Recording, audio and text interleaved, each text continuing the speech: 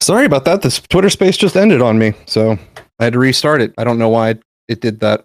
I didn't end it. It just completely boned. Alex is here.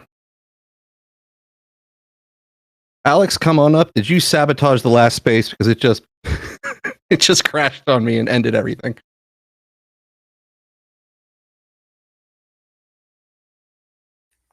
I recognized that I was around and that I needed to be reinitiated properly. Oh, okay.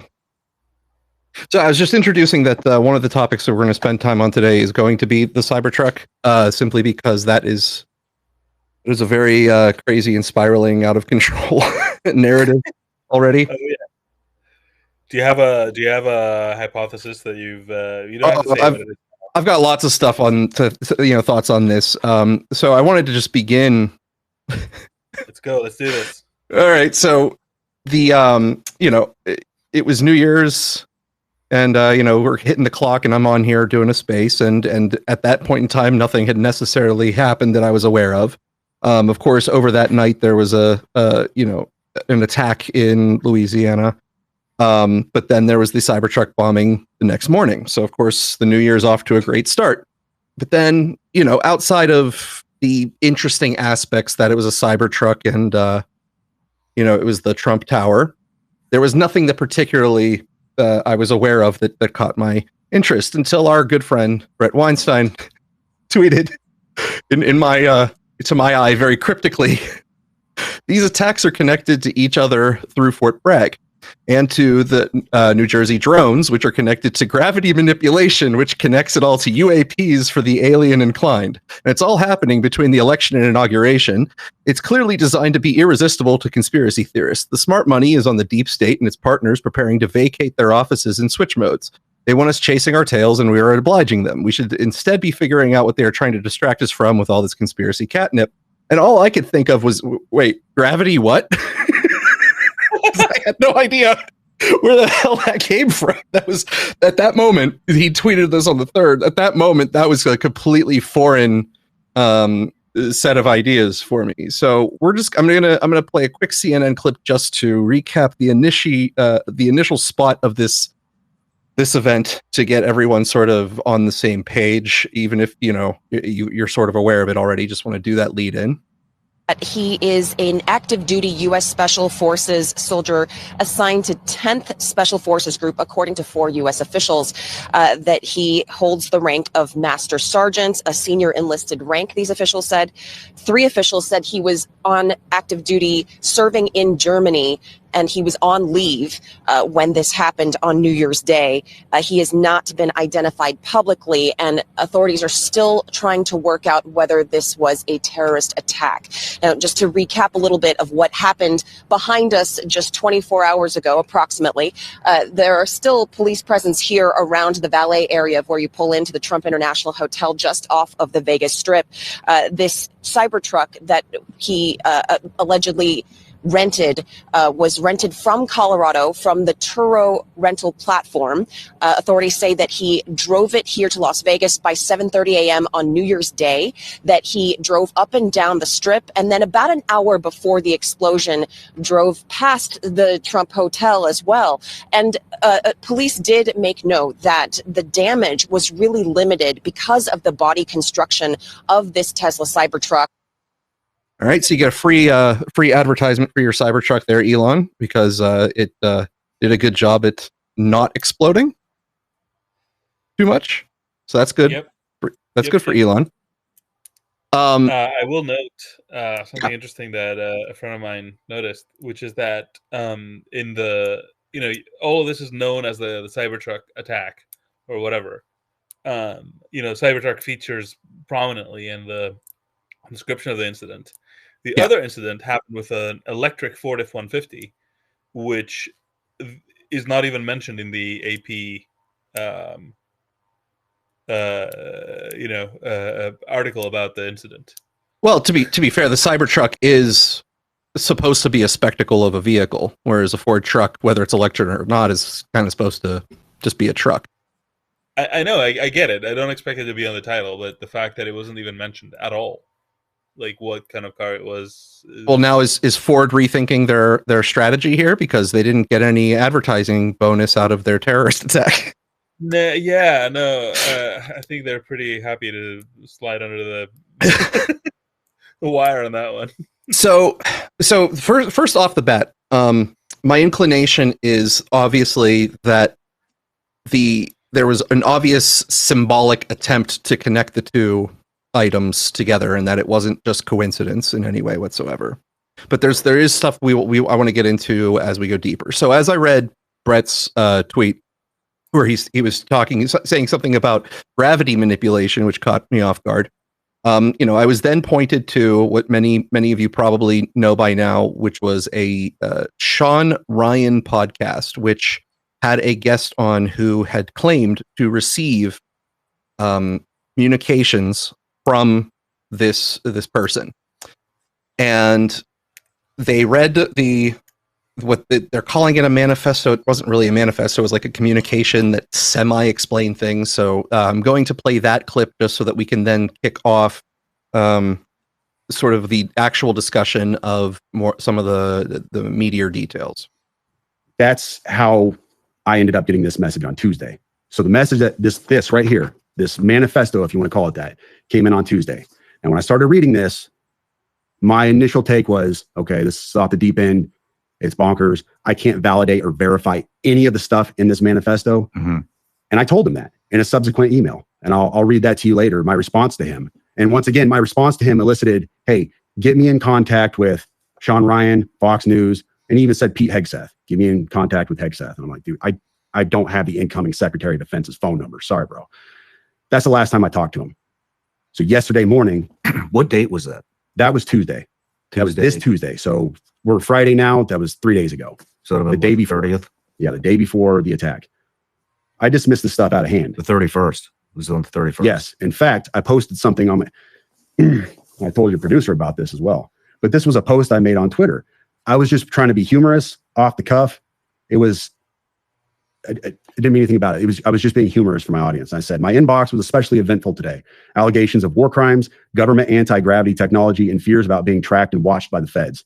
It's always, the world is ending and I have this information that needs to get to the media, and never, how you doing, brother? Everything all right? I was just playing off of a meme. Mm-hmm. It was just supposed to be a joke. That was the body of his email that he sent me. And I didn't think anything about it. I didn't know who Matt Berg was, Matt Livelsberg, or anything else. He told me who he was in the email. He pointed me to his LinkedIn account. I didn't know any of this stuff. And I was just kind of being humorous with my audience. Like, I get these crazy messages sometime. And then the day after that message, I wake up and my buddy was like, hey, Sam, nobody in the community seems to know this guy. Do you happen to know who he is? And I played that for you before we came up here. Just absolute shock. That's how I woke up yesterday. Do you want to play it now? Yeah. Excuse my language. I was definitely in shock. Let me find this chat. So,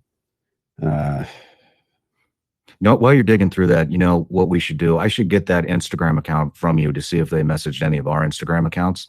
And we should also get that email address. I deleted it. You deleted it. He told me to delete it and I deleted it. Okay. Yeah. We should also get that email address and see if they sent it in through the website, and see if he tried to contact us, get that to the FBI. So I'm in a military. Hopefully they actually do something. Yeah. I'm in a military group chat.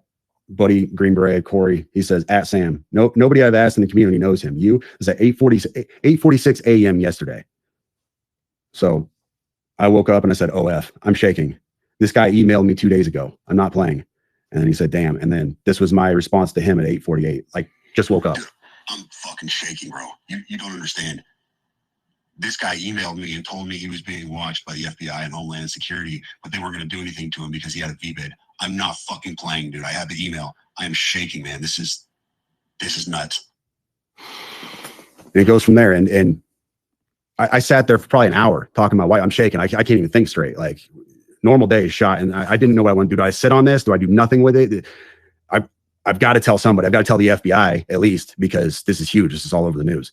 And then I was like, well, dude, this guy wanted to get in contact with Sean Ryan. So let me get this to Sean Ryan, see if I can get with him. And I had a buddy who knew your producer, and we went from there. But wow. You want to read the email? Yep. So this email came in on December 31st at 10:42 a.m. That is Tuesday. He said, in case I do not make it to my decision point or onto the Mexico border, I am sending this now. Please do not release this until 1 January and keep my identity private until then. First off, I'm not under duress or hostile influence or control. My first car was a 2006 black Ford Mustang V6 for verification. What we have been seeing with drones, he puts that in quotes, he says drones, is the operational use of gravitic propulsion systems powered aircraft by most recently China and the East Coast, but throughout history, the US. Only we in China have this capability. Our OPSEN, that's Operations Center, our OPSEN location for this activity is in the box below. China has been launching them from the Atlantic from submarines for years, but this activity recently has picked up. As of now, it is just a show of force, and they are using it similar to how they use the balloon for SIGINT and ISR, which are also part of the integrated comm system. There are dozens of those balloons in the air at any given time. The so what is because of the speed and stealth of these unmanned aircraft. They are the most dangerous threat to national security that has ever existed. They basically have an unlimited payload capacity and can park it over the White House if they wanted. It's checkmate. U.S. government needs to give the history of this, how we are employing it and weaponizing it, how China is employing them, and what the way forward is. China is poised to attack anywhere in the East Coast. I've been followed for over a week now from likely Homeland or FBI, and they are looking to move on me and are unlikely going to let me cross into Mexico, but won't because they know I am armed and I have a massive VBID. Let me pause right there for a second. So he says a massive VBID. When I was talking to the FBI yesterday, they didn't know what a VBID was. I had to explain what that acronym meant, literally. You fucking serious? Dead serious. I said it twice and he goes, you said that word VBID. Can you tell me what that is? For your audience, a VBID, for your audience who has not been in the GWOT for the last 20 years, a VBID is a vehicle-borne improvised explosive device. In layman's terms, a car bomb, what we saw at Trump Tower. So backing up, he says, I am armed and have a massive VBID. I've been trying to maintain a very visible profile and have kept my phone, and they are definitely digitally tracking me. Here's where he gets into the other stuff. And this is where we had to redact the names. Well, your producer redacted the names. I have knowledge of this program and also war crimes that were covered up during airstrikes in Nimruz province, Afghanistan in 2019 by the admin, DOD, DEA, and CIA. I conducted targeting for these strikes of over 125 buildings. 65 were struck because of civcas, that's civilian casualties, that killed hundreds of civilians in a single day. U.S. FORA continued strikes after spotting civilians on initial ISR. It was supposed to take 6 minutes and scramble all aircraft in CENTCOM. The UN basically called these war crimes, but the administration made them disappear. I was part of that cover-up with U.S. FORA, an agent, redacted, of the DEA. So I don't know if my abduction attempt is related to either. I worked with redacted IO staff on this as well as the response to Bala Murghab. Redacted commander at the time, redacted can validate this. You need to elevate this to the media so we avoid a world war because this is a mutually assured destruction situation. And he says, for vetting, my LinkedIn is Matt Berg or Matthew Livelsberger, an active duty 18 Zulu out of 110, that's 1st Battalion, 10th Special Forces Group. My profile is public. I have an So that's pretty much the content of that communication there. So right off the bat, there are several observations that I have about that. So I've only just listened to this yesterday for the first time. So I wasn't early on listening to this podcast or knowing what the heck Bret was even talking about with his gravity manipulation tweet. But my first couple of thoughts are that there is enough seemingly authentic things in this presentation where I don't immediately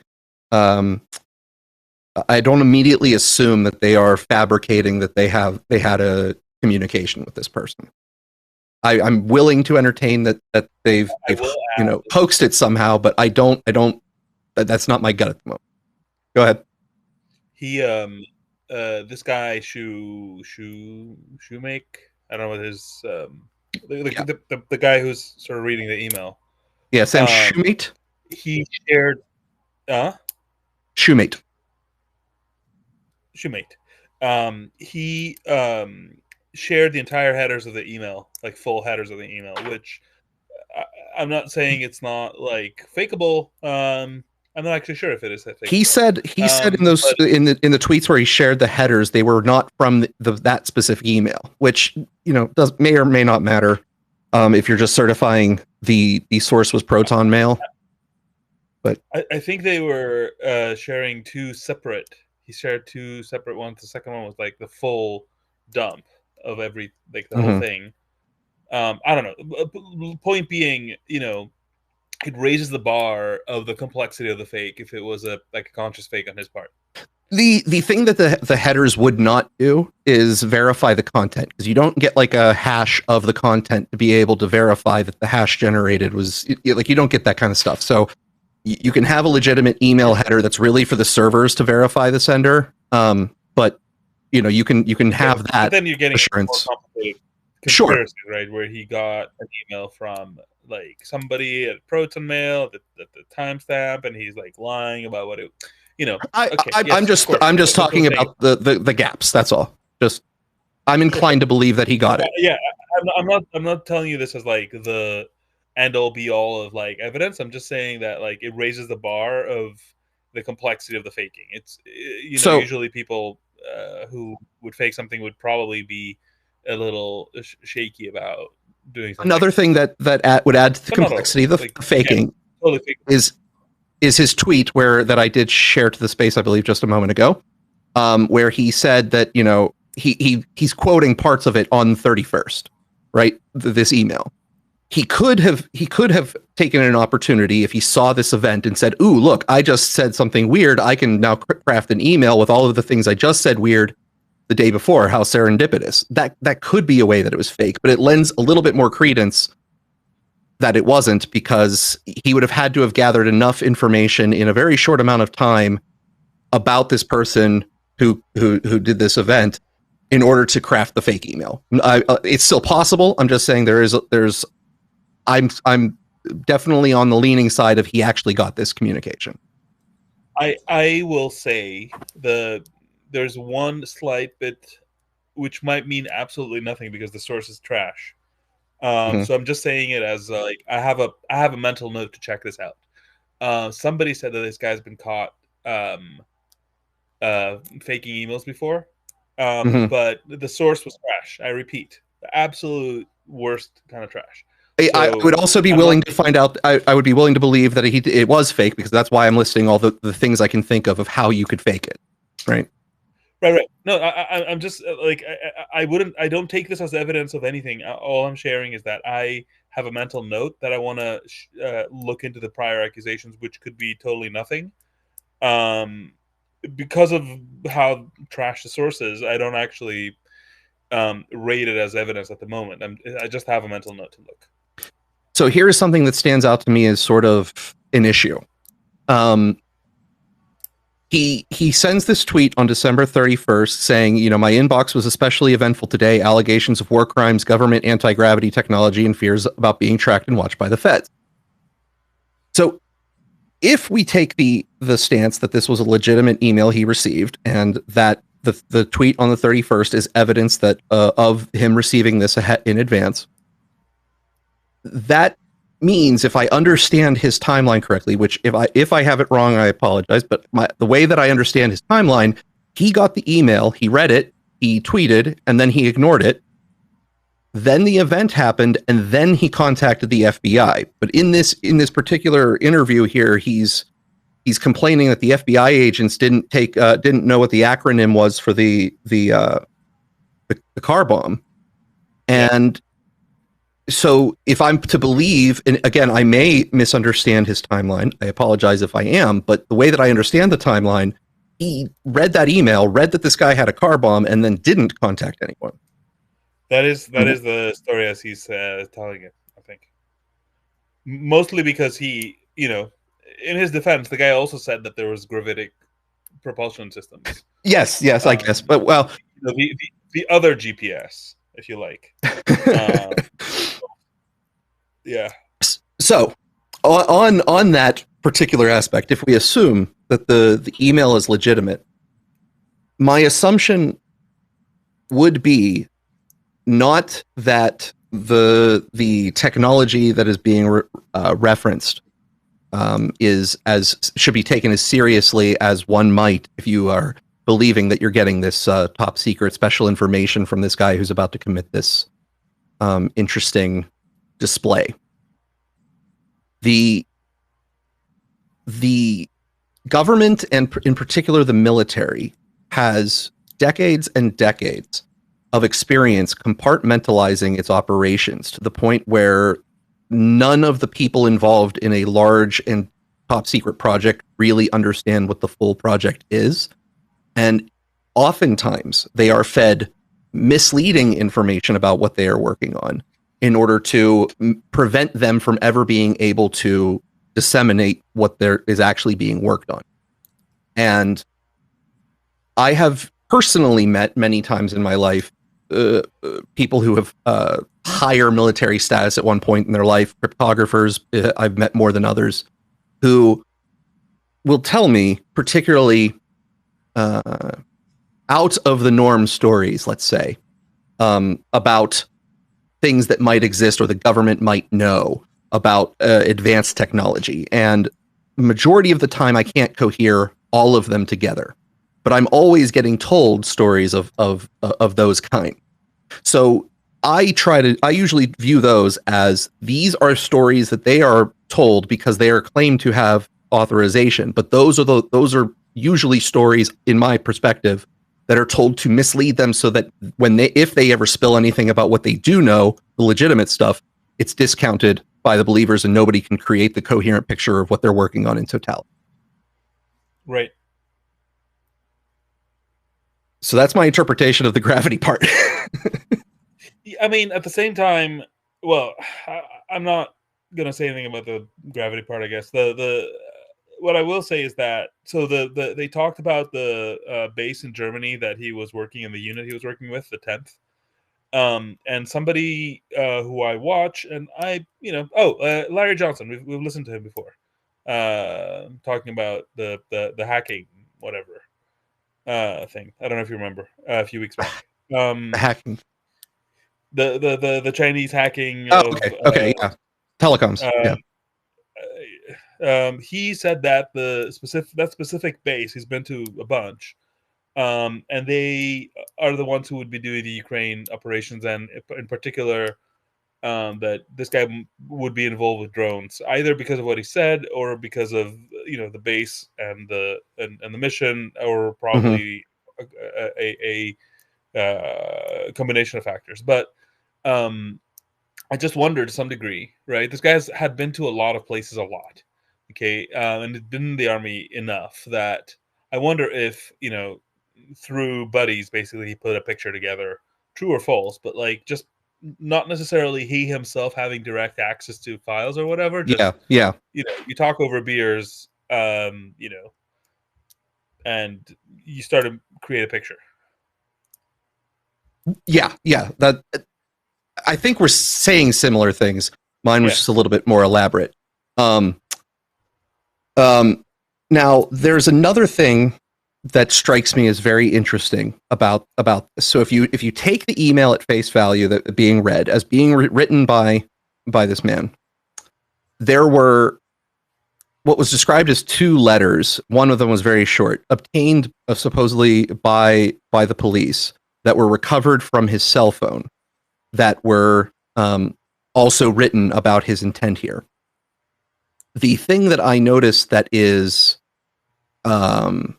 interesting there is that the letters they recovered and the letter that this guy read do not match in focus, do not match in direction, right? They're not in disagreement, so they're not arguing with each other.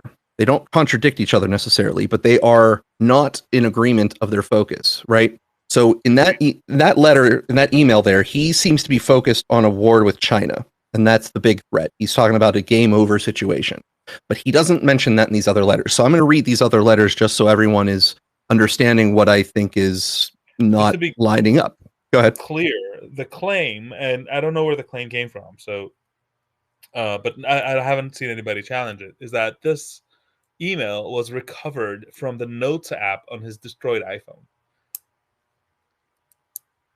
Yes. Oh crap! I just noticed something. The Proton mail from this guy said that it came from Proton mail on Android. And this guy had an iPhone that they recovered things from. Okay. Yeah.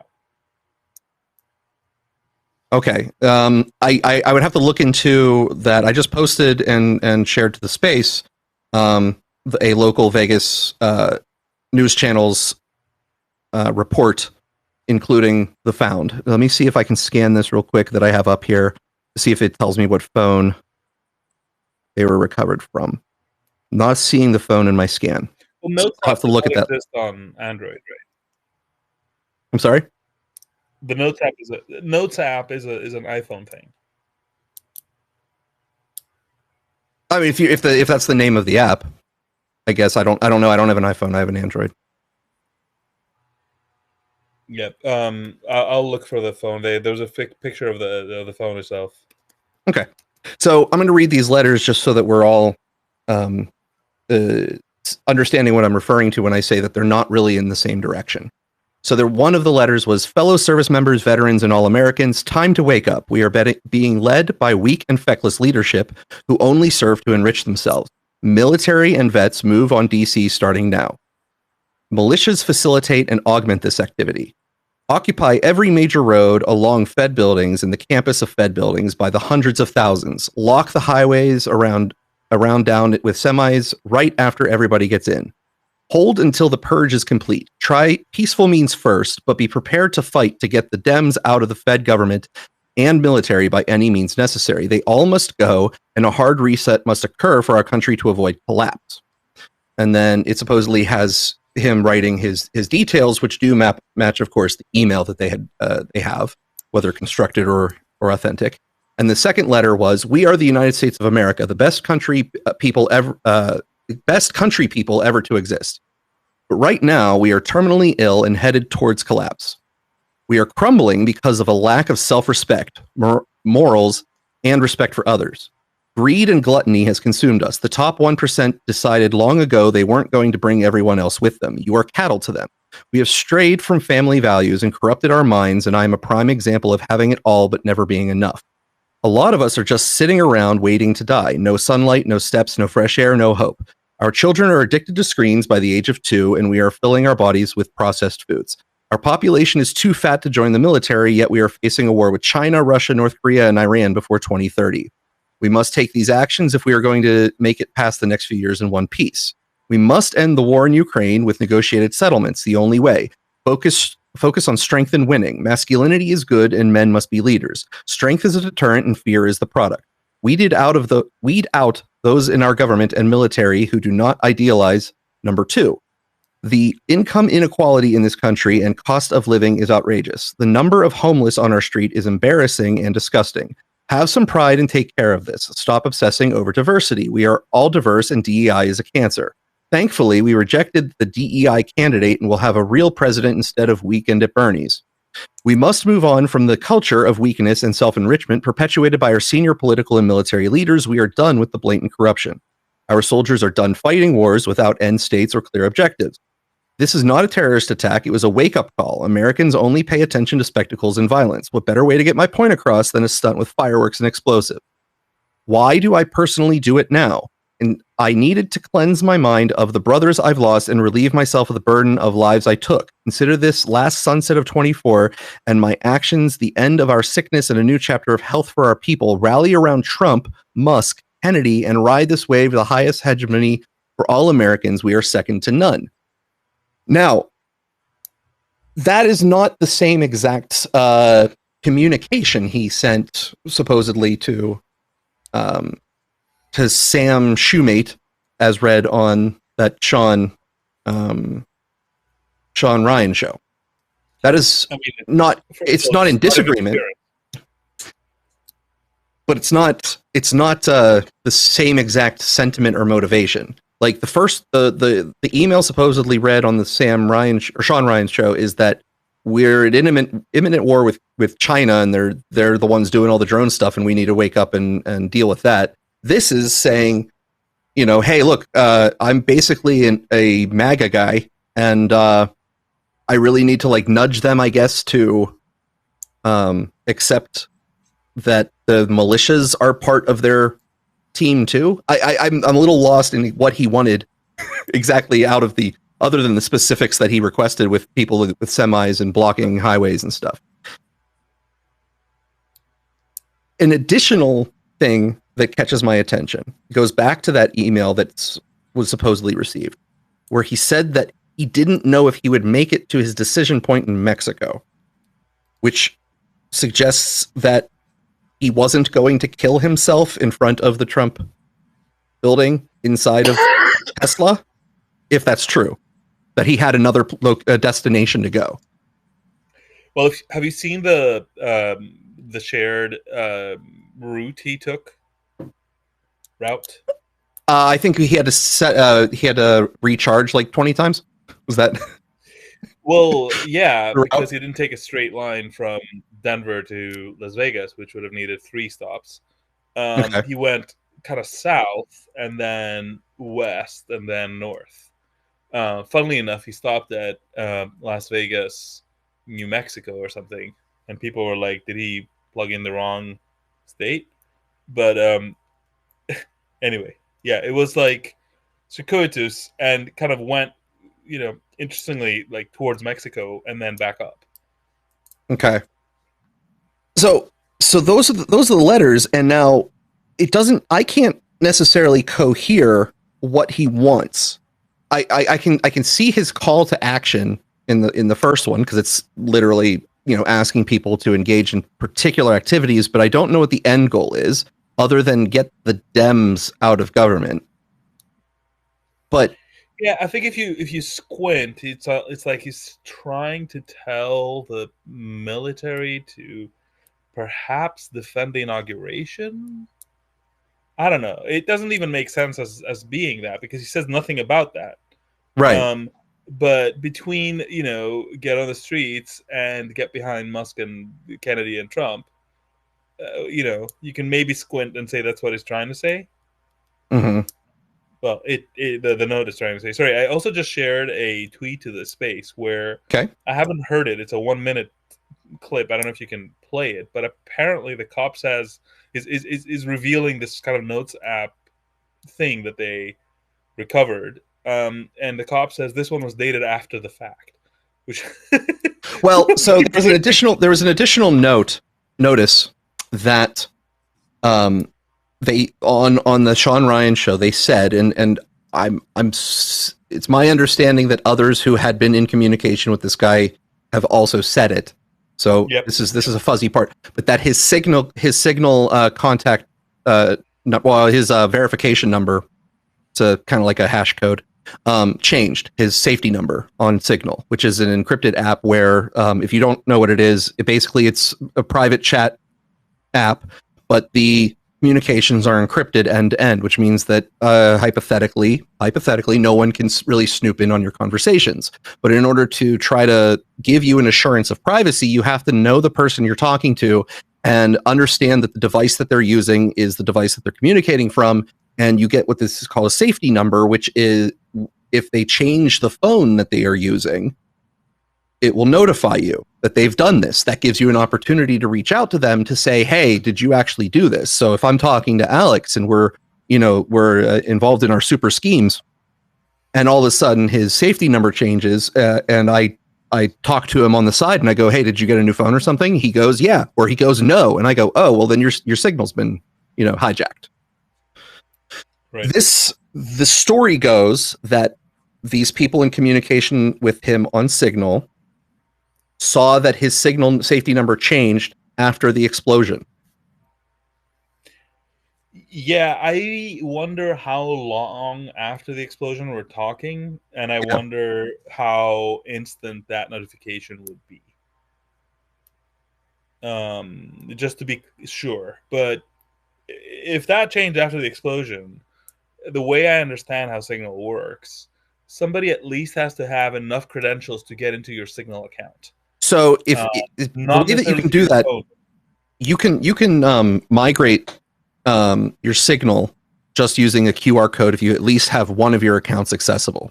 So you can have Signal on the desktop, Signal on the phone, Signal on a different phone. You can have it on several phones at once if you want, but you have to then maybe you can only have it on one phone at a time. I have to catch up on that specific rule, but you can have it at least on a desktop as well.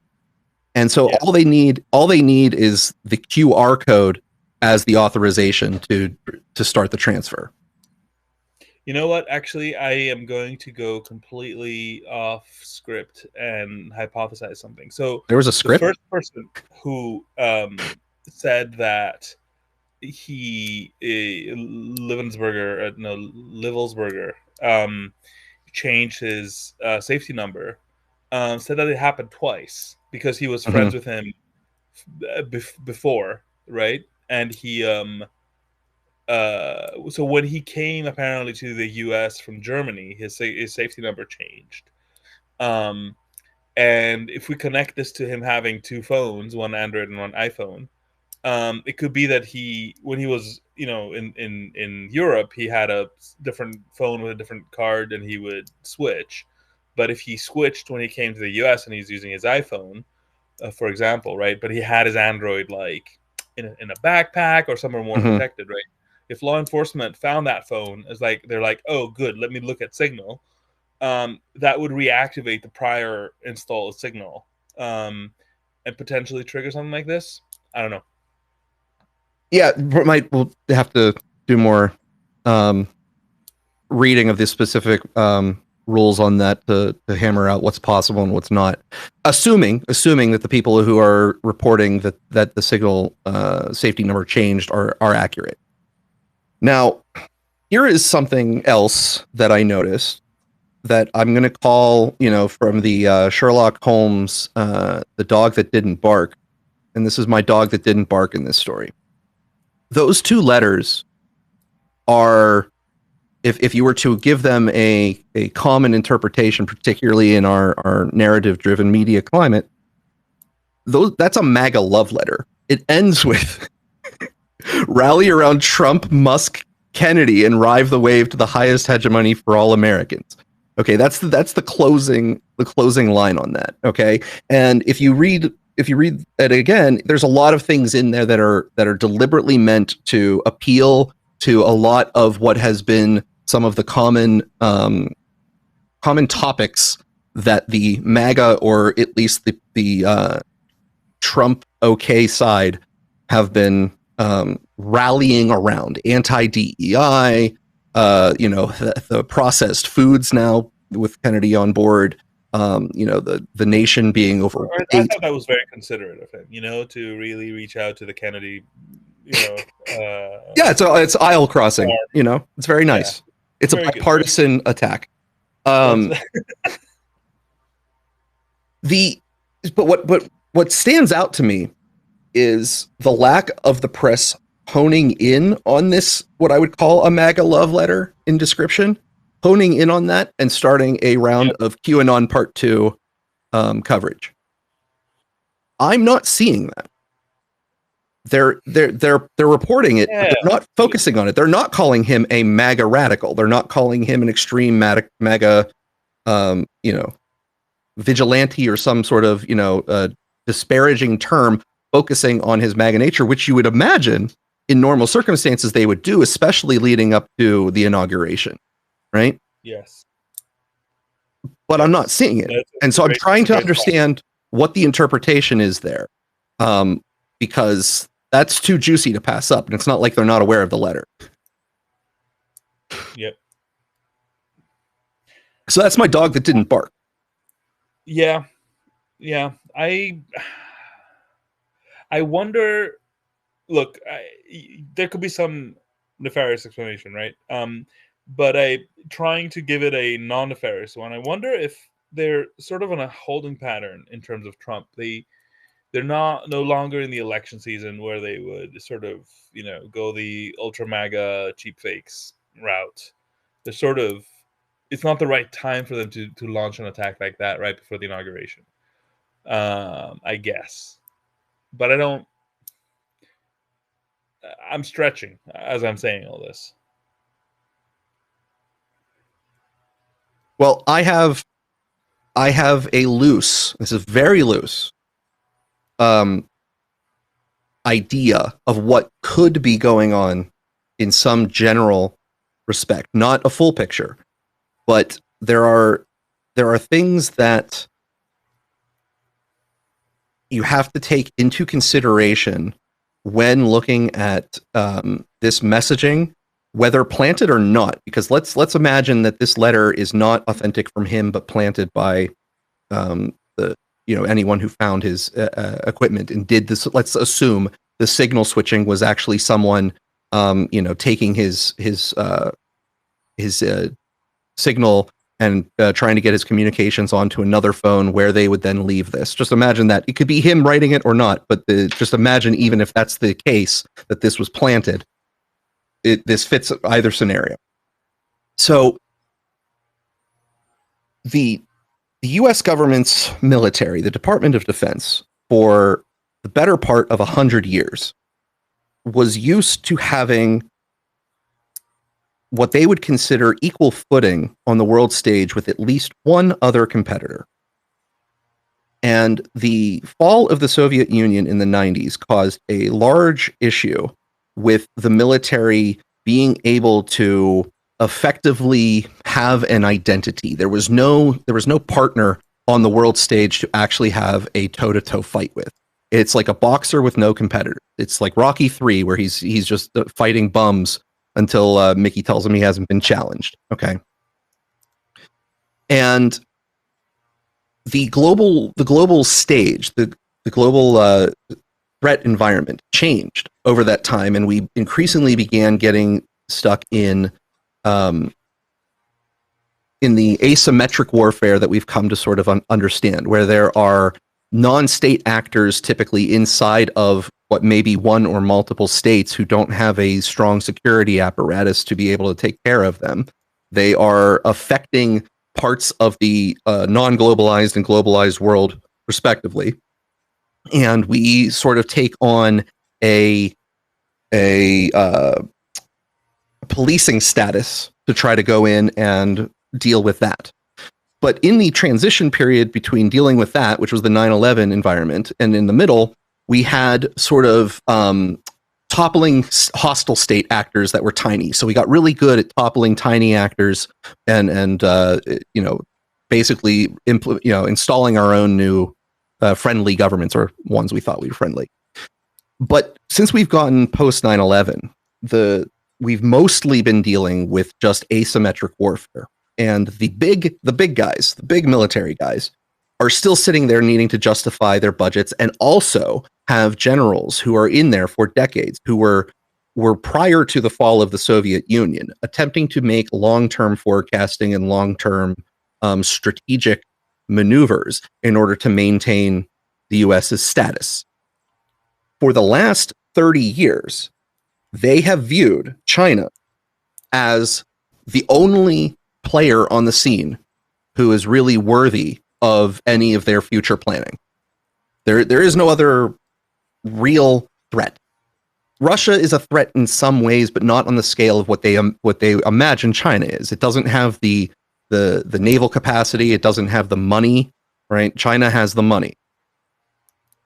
And if I look at these two statements together, I'm seeing the one that would have been intended for the mass media to find, which is a MAGA love letter and a rallying cry saying, hey, look, we need to support this incoming administration as much as possible.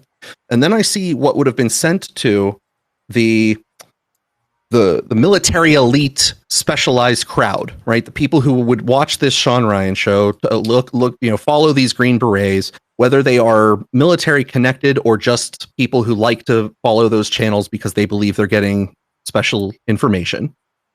That crowd is getting the China threat, because that was, in my opinion, part of the central premise of that email, is that you have a China threat. So if you take the incoming administration needs our support and there's a huge China threat, what you get is the people who are now reading hey, this is one of the people who's a patriot in some respects. He loves America, he loves Trump, and he wants us to be strong, and our next threat is China. You get a push on the incoming Trump administration with no large scale foreign policy vision declared yet. You get a push on them to focus on China as the next big threat. Then you get government contracts, you get a whole bunch of extra military spending, because now you're also sort of painting in the minds of Trump fans that you got this, these advanced gravity weapons that you need to compete with, or you're all dead. That's a long explanation, but that's how I'm cohering it. Where's the part where, in the one that was supposed to be for mass consumption, he tells the military to go and capture, strategic infrastructure? Where does that fit? What do you mean? So the one where the tiny one here where he says, lock the highways around with semis after everybody gets in, hold until the purge is complete. No, in the beginning of that same one, he says a lot more. We are being led by weak and feckless leadership who will only serve to enrich themselves. Military and vets moved on DC starting now. Militias facilitate and augment this activity. Occupy every major road and along Fed buildings in the campus. So if you're looking at that,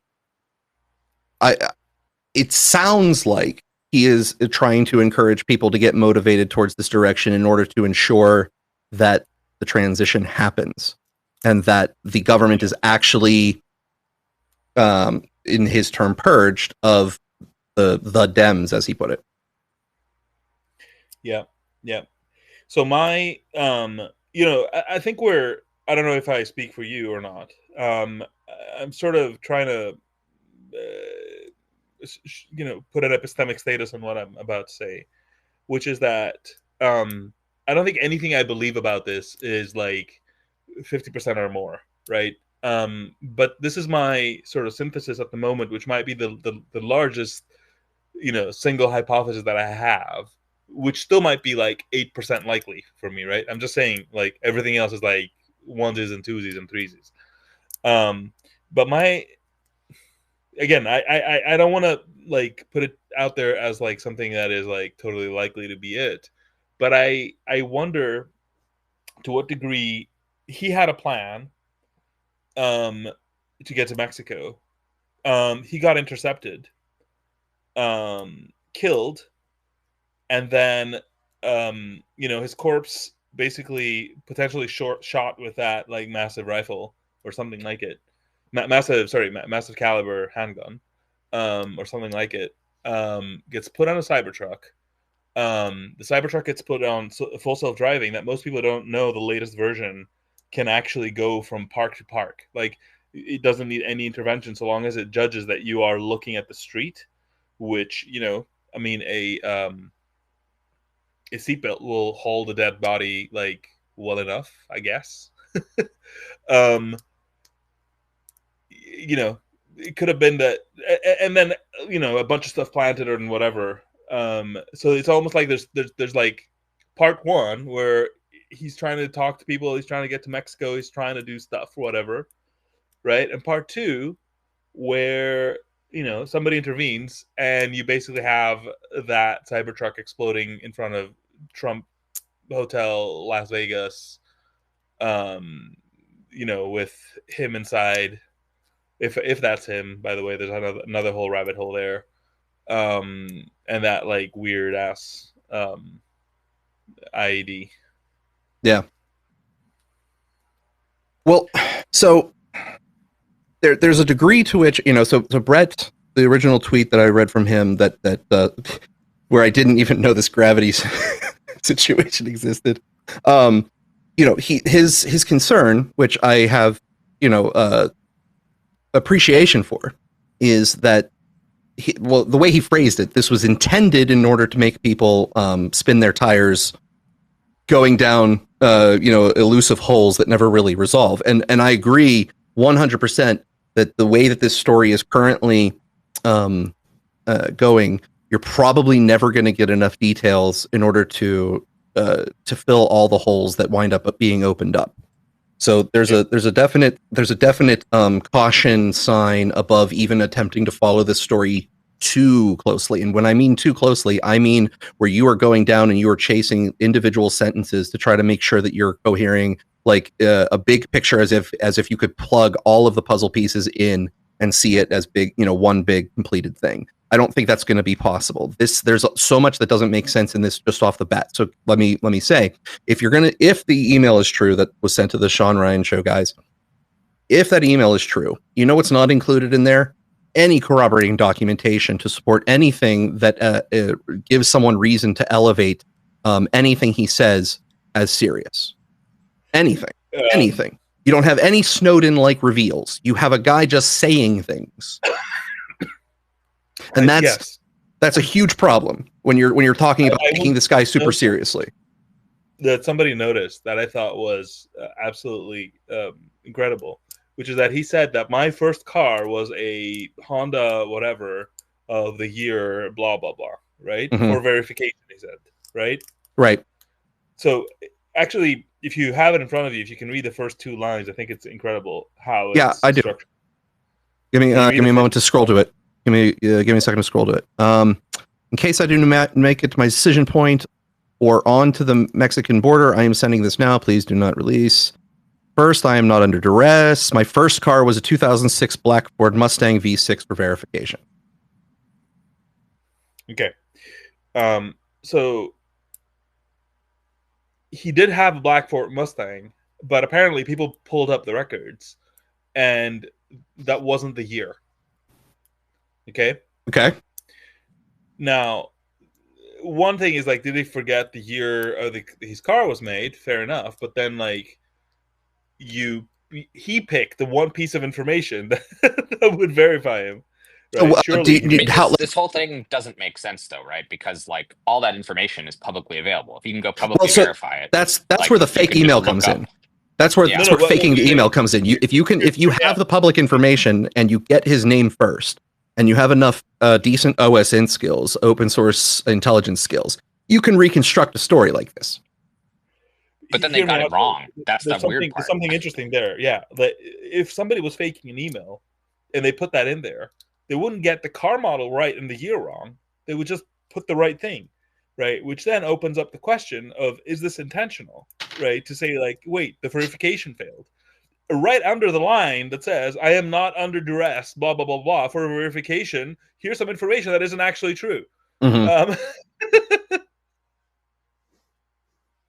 like, I just can't follow a lot of this. I don't know where you guys want to go with this story, but like, he feels like he's being tracked, but he sends emails to people and he's driving a Cybertruck that is spying on you, basically. I mean, you opt into that.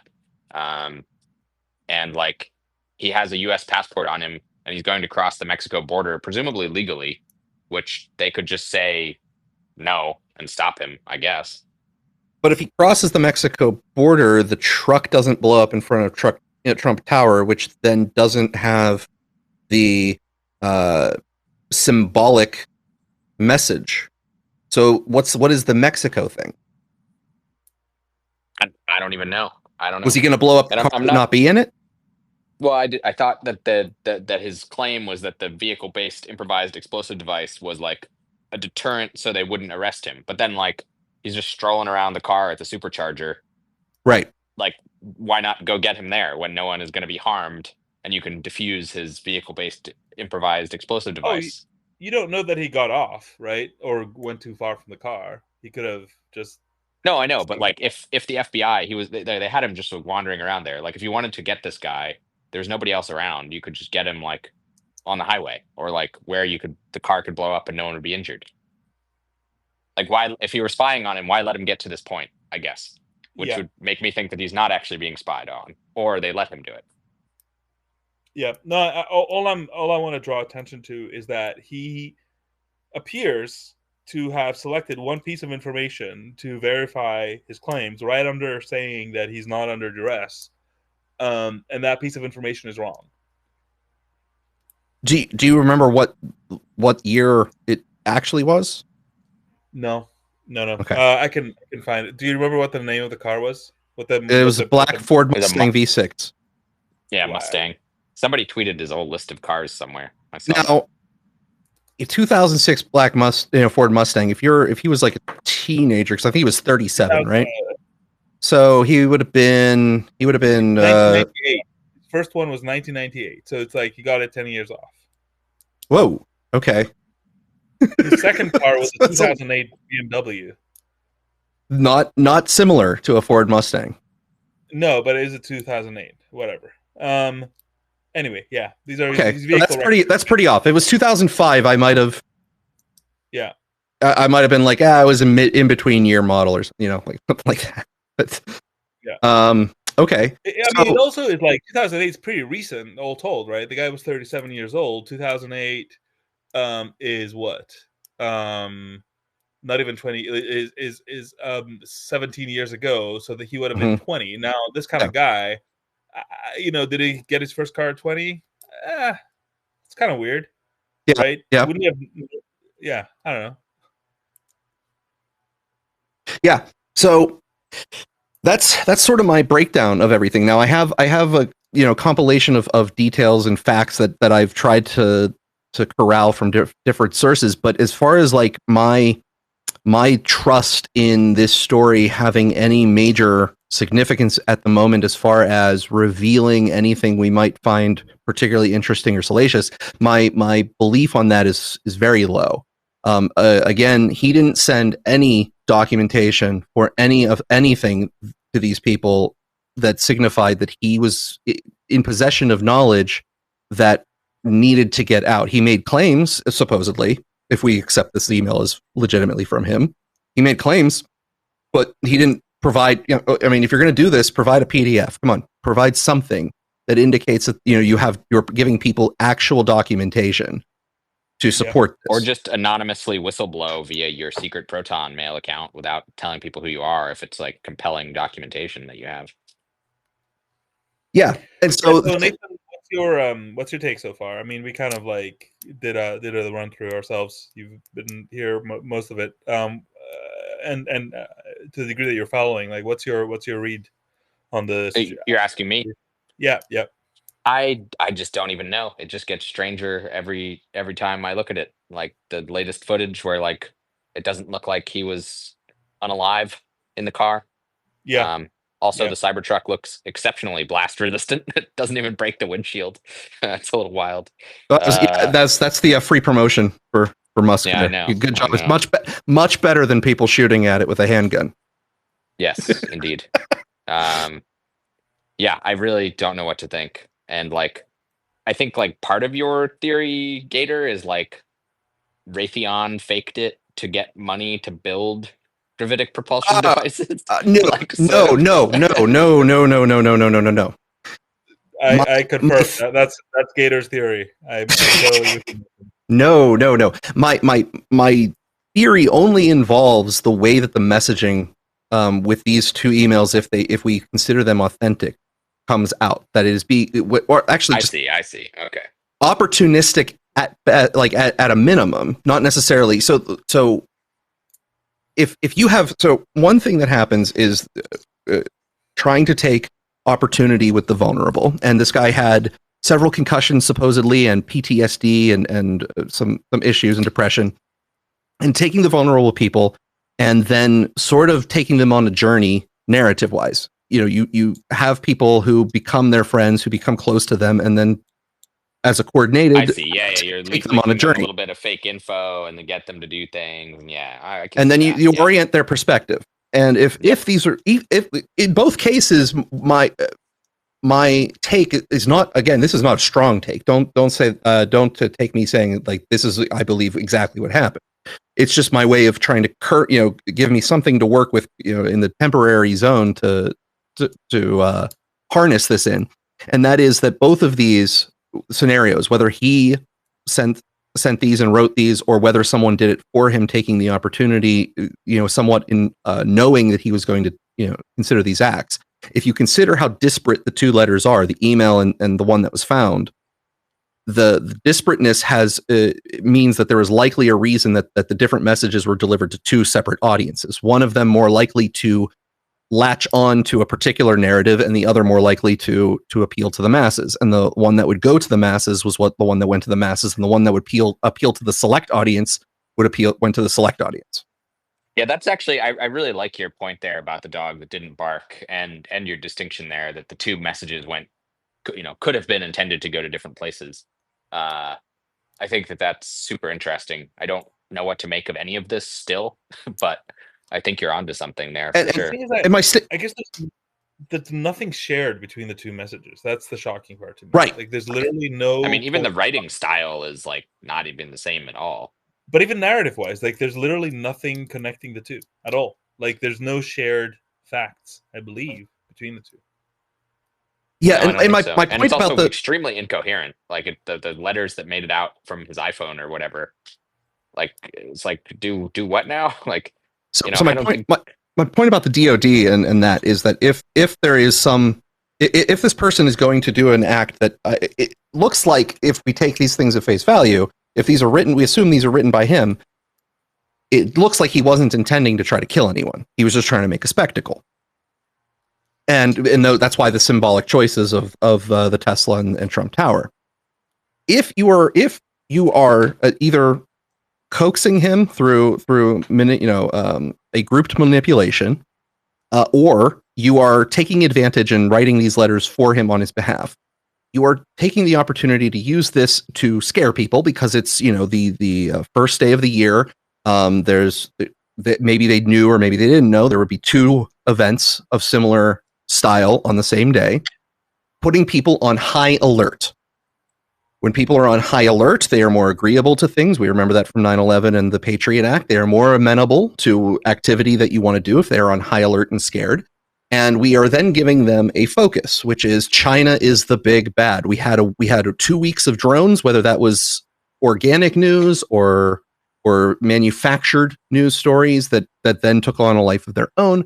We have a pivot. We have a connection to those in the narrative that's being written here to say that is China. That's the new big bad. We have an incoming administration with no foreign policy setting. So why not attempt to MAGA that up from gain support from the MAGA channels, the people who are used to being told that they're conspiracy theorists and don't really care anymore, and will spend time focusing on this. They're going to go down the rabbit holes. They're going to read of all the stories of the supposed threats of China and how big of a risk we are, and they're going to try to push the administration from the ground up to then take care of it. That would be my... Do you think that actually worked, though? Like, nobody's talking about the China threat.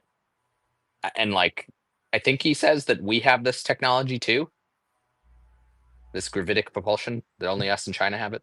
He said that he did say that there was that technology. However, he also then said that China would be able to do this and it would be game over.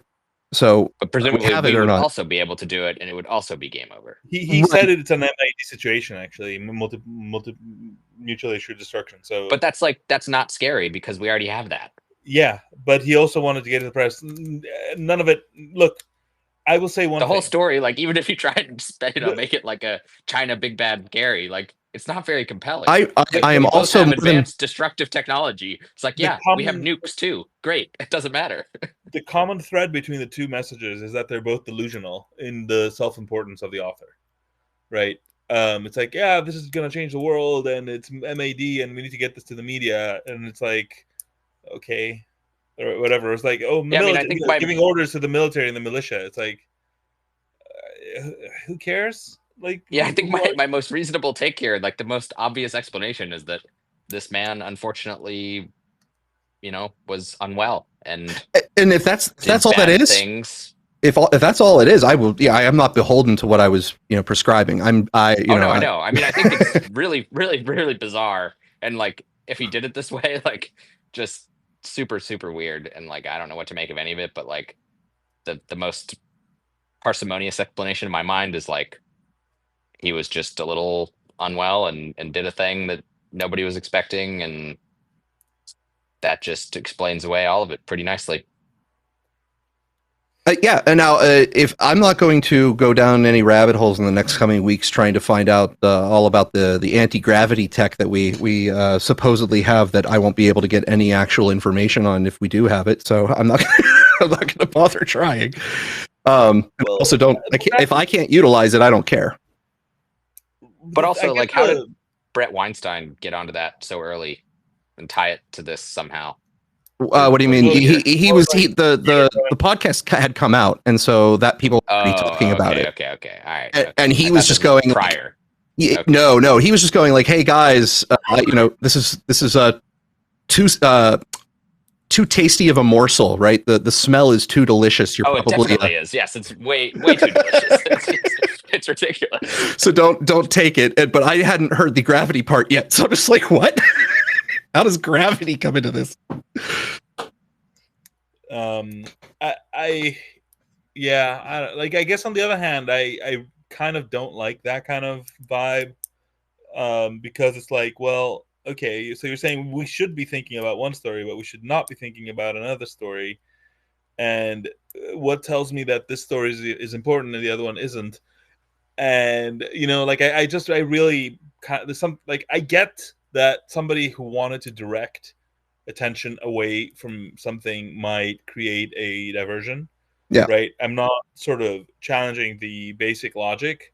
I Yeah. just have a weird reaction to being told, don't think about this. Don't Well, pay attention to this. Pay attention to that. Obviously, I started the space, right? With yeah. I hear you. I hear you. The other part that is really pissing me off right now, actually, and I don't know if this is a segue or not, but it's like Elon has discovered a case that is 10 years old in the UK, 12 years old, and I'm not saying it's not bad. It's awful, actually.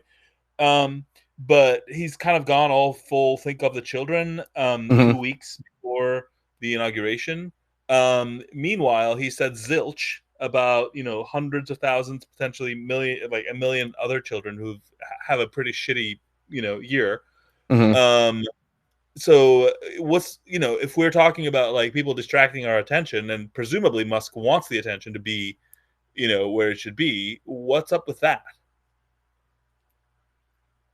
Well, you are the resident Muskian. Dude, you know me, I've gone to bat for Elon over and over and over again. This one, I seriously, it's the first time I'm like, no, it's not the first time, actually. It has happened before, but my only take when things get this out there is, either he's having like a shitty time, where he does tend to happen to him sometimes when things are going like really hectic. He just really melts down, and this is kind of what it looks like. Or he has some greater design that I don't understand. Well, I have stuff about Musk for this week if we want to pivot to a Musk discussion. And if anyone in the audience here has thoughts on the Cybertruck stuff we've discussed, I'll be taking some speakers probably in the next 20 minutes or so. So save your thoughts and keep them up and request to speak, and we'll get them from you. Particularly if you know stuff that I don't know, or if wants to jump on, is more than welcome, but no pressure. Also, sorry, go ahead. No, all the pressure. If you don't join, I will judge you. So Elon's done quite a number of things here. So I have on the stack there's a sort of an annoying "I'm going to play with the platform again" tweet from him. Algorithm tweak coming soon to promote more information entertainment content. We will publish the changes to X Engineering. Our goal is to maximize unregretted user seconds. Too much negativity is being pushed that technically grows user time, but not unregretted user time. And it's just one of the lovely Elon Musk tweets where it's like, I'm going to use terms that I made up a while ago that haven't strictly defined. So even if you have been following me, you still won't know what that is. But he built into the lovely platform that we now use Grok. And the Grok integration has right underneath, I'm going to post the screenshot of his tweet that I have here. It's right underneath of his tweet on my screen. It showed a question for Grok: what defines unregretted user seconds? So I thought I would combine the two technologies and see what we get. And Grok told me unregretted user seconds refer to the time users spend on the platform that they find valuable or enjoyable. Okay, that's intuitive, rather than the time spent on negative and unfulfilling content. Got it. Okay. The concept focuses on maximizing the quality of user engagement by promoting content that is both informational and entertaining, aiming to enhance overall user satisfaction. Okay. The metric seeks to measure user time in a way that reflects a positive user experience, reducing the prevalence of content that might lead to regret or dissatisfaction. Okay. Do I know how he's measuring that? I do not. I have no idea how he's measuring it. I don't know what defines unregretted user seconds. To be completely honest, I think it's an aspirational metric, and I like it as an aspirational metric. Tesla famously has, he used to have, rather, I think now they've changed it. Used to have accelerate humanity's, transition to sustainable energy, right? Like what, based on, that's not, what's the unit a year, I guess, right? Like, but what's the formula? Like, where's your counterfactual time machine to figure out if you did or didn't? Right. There is none. It's like, but vibe wise, you get what it means. And that's a lot better than most mission statements, honestly. Okay. But if you're going to change the algorithm, that means that you are implementing specific decision criteria. Yes. Well, and that's, I think, where a lot of this falls down, because while I can totally defend his aspirational target goals, my sense is that his implementation of them is very ham-fisted, and that's probably okay if you are launching a starship and you're YOLOing the thickness of the steel, right? To see if that works, and maybe you'll do something else. But it's very different when you're, running a platform where people live in, and for some of them, it's like their, sustenance. Now, some of this doesn't affect me personally in one respect, and does in another. One respect, it doesn't affect me personally because I always use the chronological timeline. So I only get the people I follow in chronological order. Now, I miss a lot of posts because of that. I miss a lot of posts. But if I slide to the For You tab, then I'm on this algorithm. And then I occasionally get some tweets that I miss that I actually want to read, but then I get a whole bunch of stuff that I never asked for. And the idea that, my For You tab is going to be based off of things that I interact with on the site, I guess is fine in concept, but it doesn't affect me in the sense that I browse chronologically to begin with, but it does affect me in that now I have supposed monetary incentives on this app, and I don't really care in the sense it's not ruining my day, but my payout has decreased precipitously in the last couple weeks without me changing my behavior. And there's no way for me to understand at the moment what the system is doing to promote or de-promote my things. And I know that originally it was supposed to be open source, and I went back and checked, and the GitHub for the quote the algorithm as they have it hasn't been updated since July 13th, 2023. And I know that he's spoken of modifications since. Yeah. So I can't see what the modifications are. That whole open source thing. I mean, again, to do the best I can to defend it, which I don't want to because it's a shitty thing they did. You can sort of see how they did a code dump, right? And that's one thing. But actually publishing for in open source and active repo of your organization is a whole other story. Right? Where that's plugged into your CI and whatever, and it's live code, and you don't get to play games like excising, this library or that library or whatever, and it's all cool. Like that has to be actually alive, and it's a lot more accountable. Would you mind going into an explanation of what you just said there for people who are not as coders or software developers? Okay, so technology companies, right? They have an internal code base, like all the programs that they use for their product, and infrastructure, and every piece of software that they maintain, and that is stored in repositories on most frequently on GitHub. There's different sort of think of them as folders, right? With a bunch of code files that everybody collaborates on. And this is important because it's not just the files, it's also that these files keep changing. One developer makes one change here, one developer makes one change there. And there's a lot of infrastructure that sort of comes down to how do you merge those changes into all those repositories, and then additional infrastructure, multi-billion-dollar industries I'm describing right now, that has to do with how then that code gets to what we call production, which is, how do people get to experience it, right? Like there's some version of Twitter or X that's deployed and we're using right now, and there's some defined path between when that code got into the repositories to when that gets built and deployed.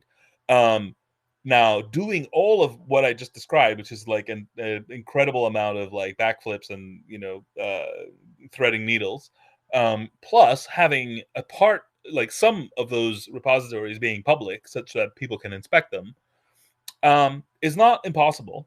There's nothing impossible about it. but it takes non-trivial amounts of engineering, which it was clear at the time they did not do. Like it looked like, that's why I use the term code dump, right? It looked like they just copy pasted a bunch of files basically to a repository, and they were like, here, which is the easy part, but it did not look like a live repository that is being updated and worked on, and will therefore be kept up to date. Right. So it's not an active participation thing. Like, so if you had a Word document that you were collaborating on with like a news story, it means like someone wrote an initial news story and then it stayed stagnant forever, even though the details kept changing, underlining it. And it really should have been expanded and revised and things like that over time. Yeah. And you know, if you send them a patch to that repo, it's not like they can now take it and deploy it, because that repo has been moving internally, if it was even ever in an actual repo. Yeah. Yeah, I highly doubt that there's a repo at Twitter Bitbucket called The Algorithm. It's probably like a giant mono repo, and they just copy pasted a bunch of files out, and like updating it or merging stuff from this is probably like a giant pain. Now, I want to say I've poo-pooed some of the large language model coding tools, because when it writes code for me, I hate the code that it gives me, no matter what I use. Even Claude, it's not great. However, I have recently started integrating with Cursor, which I believe uses Claude as a backend, and I gave it a shot to actually try to develop an application, and it's not great. I still have to write a whole lot of code myself to get it the way that I like it, but you know, whatever. What I found that it's amazing at doing, that helps me, is it's able to write documentation for my code very well. So if I'm writing code and I have code, I can give it the source code and say, okay, would you please like write my MD files, which are just text files basically, that describe what my code is doing, and you know, look at it at a higher level, and it goes short and it starts doing it. If the code were updated on GitHub, it would normally, because some of the technologies they use are not the most common. So I think they use Scala for some of their backend code, which not everyone codes. So you'd have to then learn the Scala code to be even able to interpret it and follow it. Those large language models that are now integrated into something like Cursor would allow you to download the source code if they made an update to it, and then ask the LLM to explain in more Englishy text what the code was doing as far as the weights and measures go. That would make this an easier thing to discuss, but it's still a black box because it hasn't been updated since 2023. Yep. No, it's disappointing, and it's disappointing because people are now making the claim that the algorithm, quote unquote, is open source, quote unquote, and that's not true. We do have something, and it's not nothing, right? Which is a substantial piece of IP sort of dumped into the public, you know, one level above some whistleblower, like running away with some files and putting them on a torrent. But that's what we have, basically. It's Twitter files all over again, algorithm edition. Now it gives you a good, if you can follow the code, of course, you have to be tech savvy to follow it. But it gives you the opportunity to sort of understand their architecture, understand where things can go wrong in the pipeline, understand where things might be controlled, broadly speaking. But unless they update it, you don't know what they're micromanaging on any given day, or how often they're micromanaging it. Right? I don't believe it's fair to assume that the last change they made to the algorithm is July 13th, 2023. Well, it's probably the only time they released this thing, so obviously not. So I'm going to move that to another issue, which is one of the promises Musk made when he purchased, was that suspensions and things would be much more transparent. That we would all get notifications about what our violations were, explain a path to goodness and becoming whole again. And on one side, I will say that the 2 times I got temporarily suspended while Elon Musk has owned it, one of the times was a pain in the butt, but the second time was actually only an hour, and they undid what they did. So my ability to stay on and not go to Twitter jail for an entire year again has been okay. However, Elon Musk has put someone in timeout from the Spectator for 30 days for violating the X rules. And the rule that they violated was violating one of the rules. I mean, violating the rules is against the rules. It is, absolutely. So it is a valid suspension. I'm going to share the image of the this is the limiting features tweet here to the space. So it says, Jacqueline Sweet, what happened? We have determined that this account violated the X rules, specifically for violating one of our rules. Right. As a result, we've temporarily limited some of your account features. Now, what was she, hypothetically, if you can infer based off of this information, what was she suspended for? Well, she works for the Spectator, and she wrote an article. Last week, Alex and I went into the issue of another account on Twitter called Adrian Dittman, who has been speculated and also denied multiple times in various circumstances to be an alternate account for Elon Musk.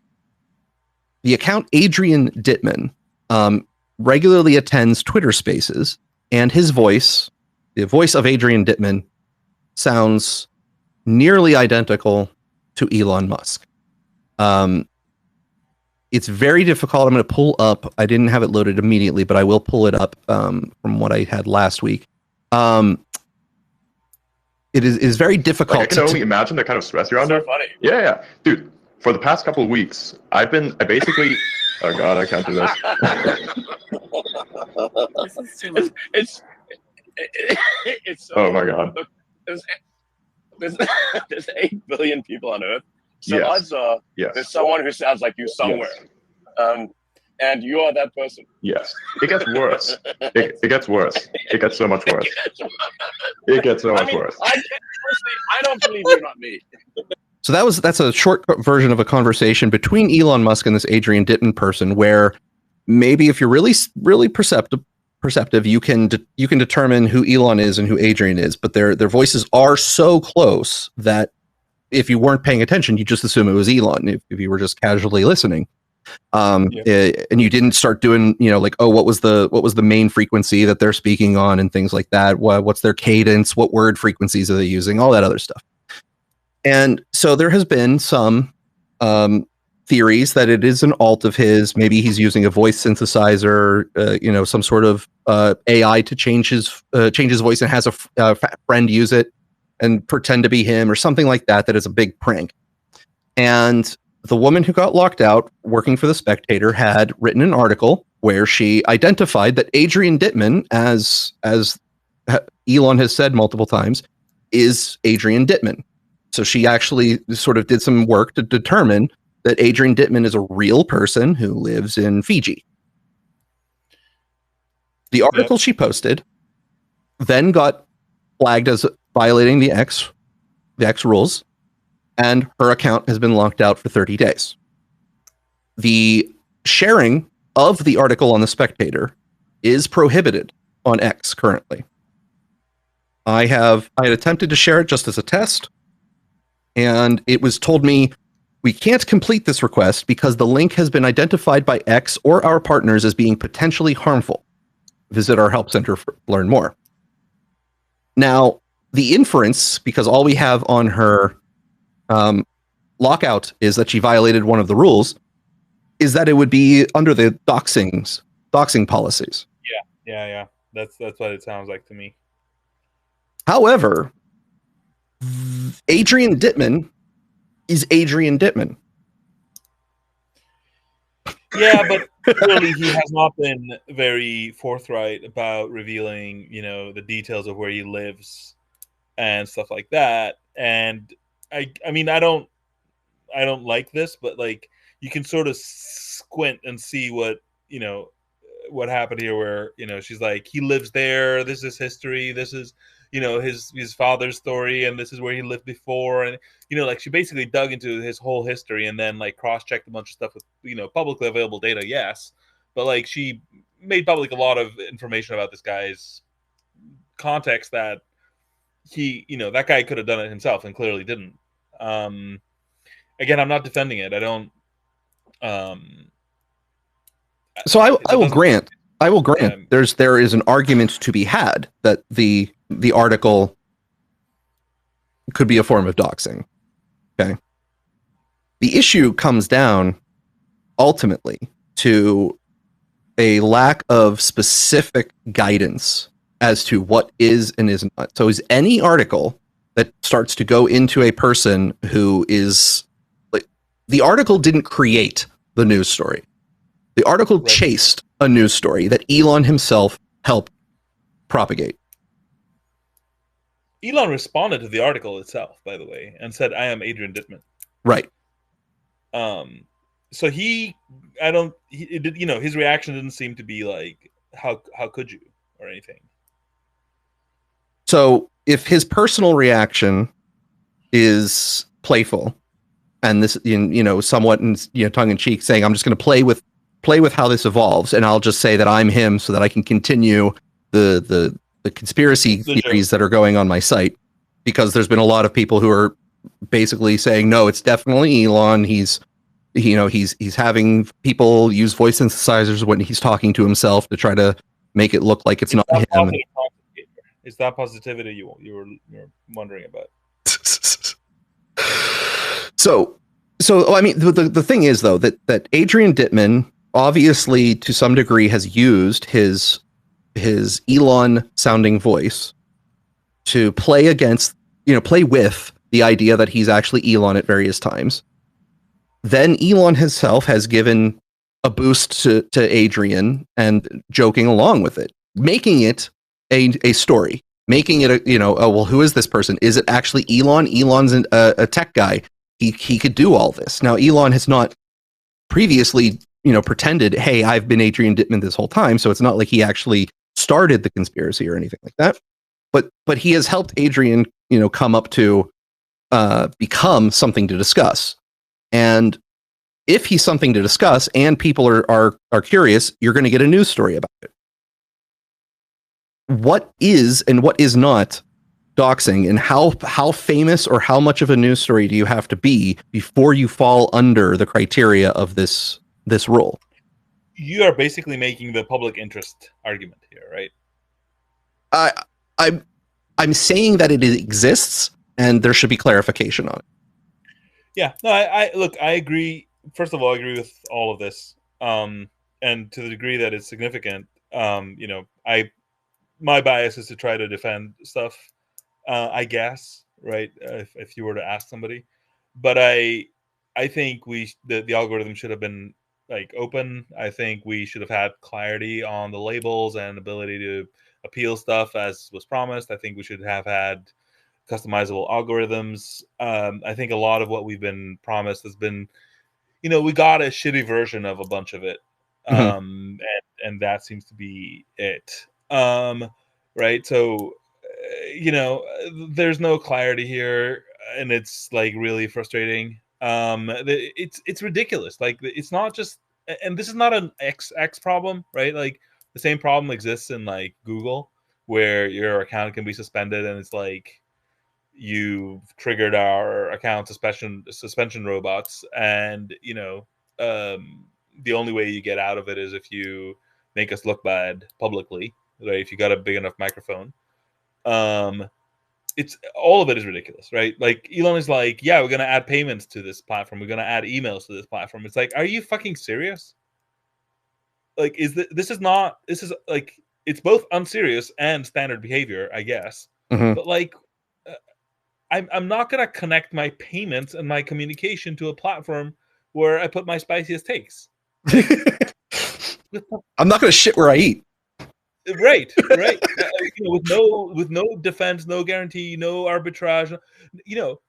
I don't have a way to pay out of my own pocket to go to some like quasi-independent arbitration committee that X still like picks the members of, that will at least sit down and look at the situation. I don't even have that, right, on any platform. But like, what, I don't know.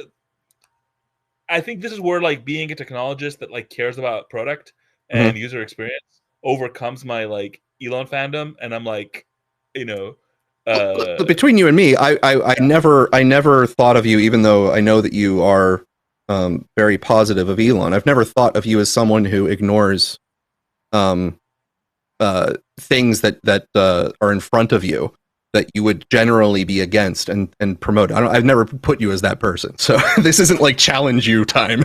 I know. I guess I'm hearing the Twitter chatter in my head, I mean, there may be a little bit of playful, like, hey, look at what stupid shit Elon's doing this week, but it's not in any serious way putting you on the spot or anything. It's just he's done a whole bunch of stuff this week, including I'm going to move on to the next part here. Because Elon Musk's cryptic post. Dumb week is like Elon's dumb week. Elon Musk's cryptic post sent another meme coin soaring momentarily, and this particularly amuses me because someone who I'm very friendly with is not up to speed on all of the years of memes that went into his move. Like to explain this to someone in a short order was very difficult. So crypto-friendly billionaire Elon Musk is known for his cryptic social media posts. This time, his online activity triggered a dramatic pump and dump of cryptocurrency. On Tuesday, the Tesla CEO temporarily changed his profile photo and name on X, formerly Twitter, the platform he owns, to reference a meme-based cryptocurrency called Kekius Maximus.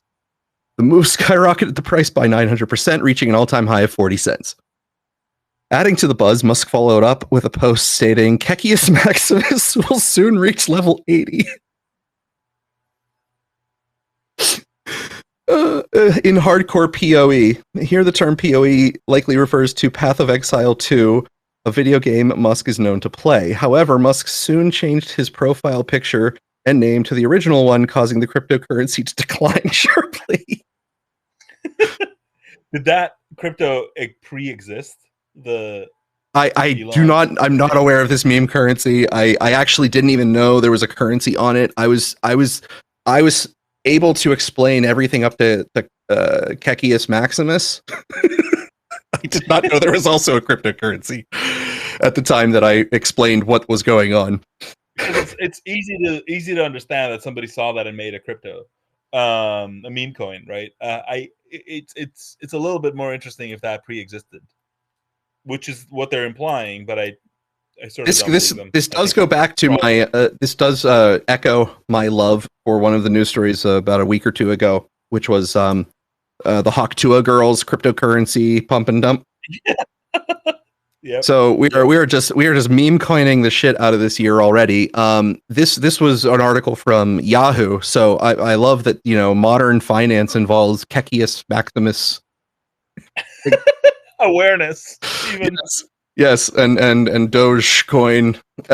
So the article did do a good job of trying to explain what the heck that even is if you haven't been paying attention to meme culture for the last 10 years.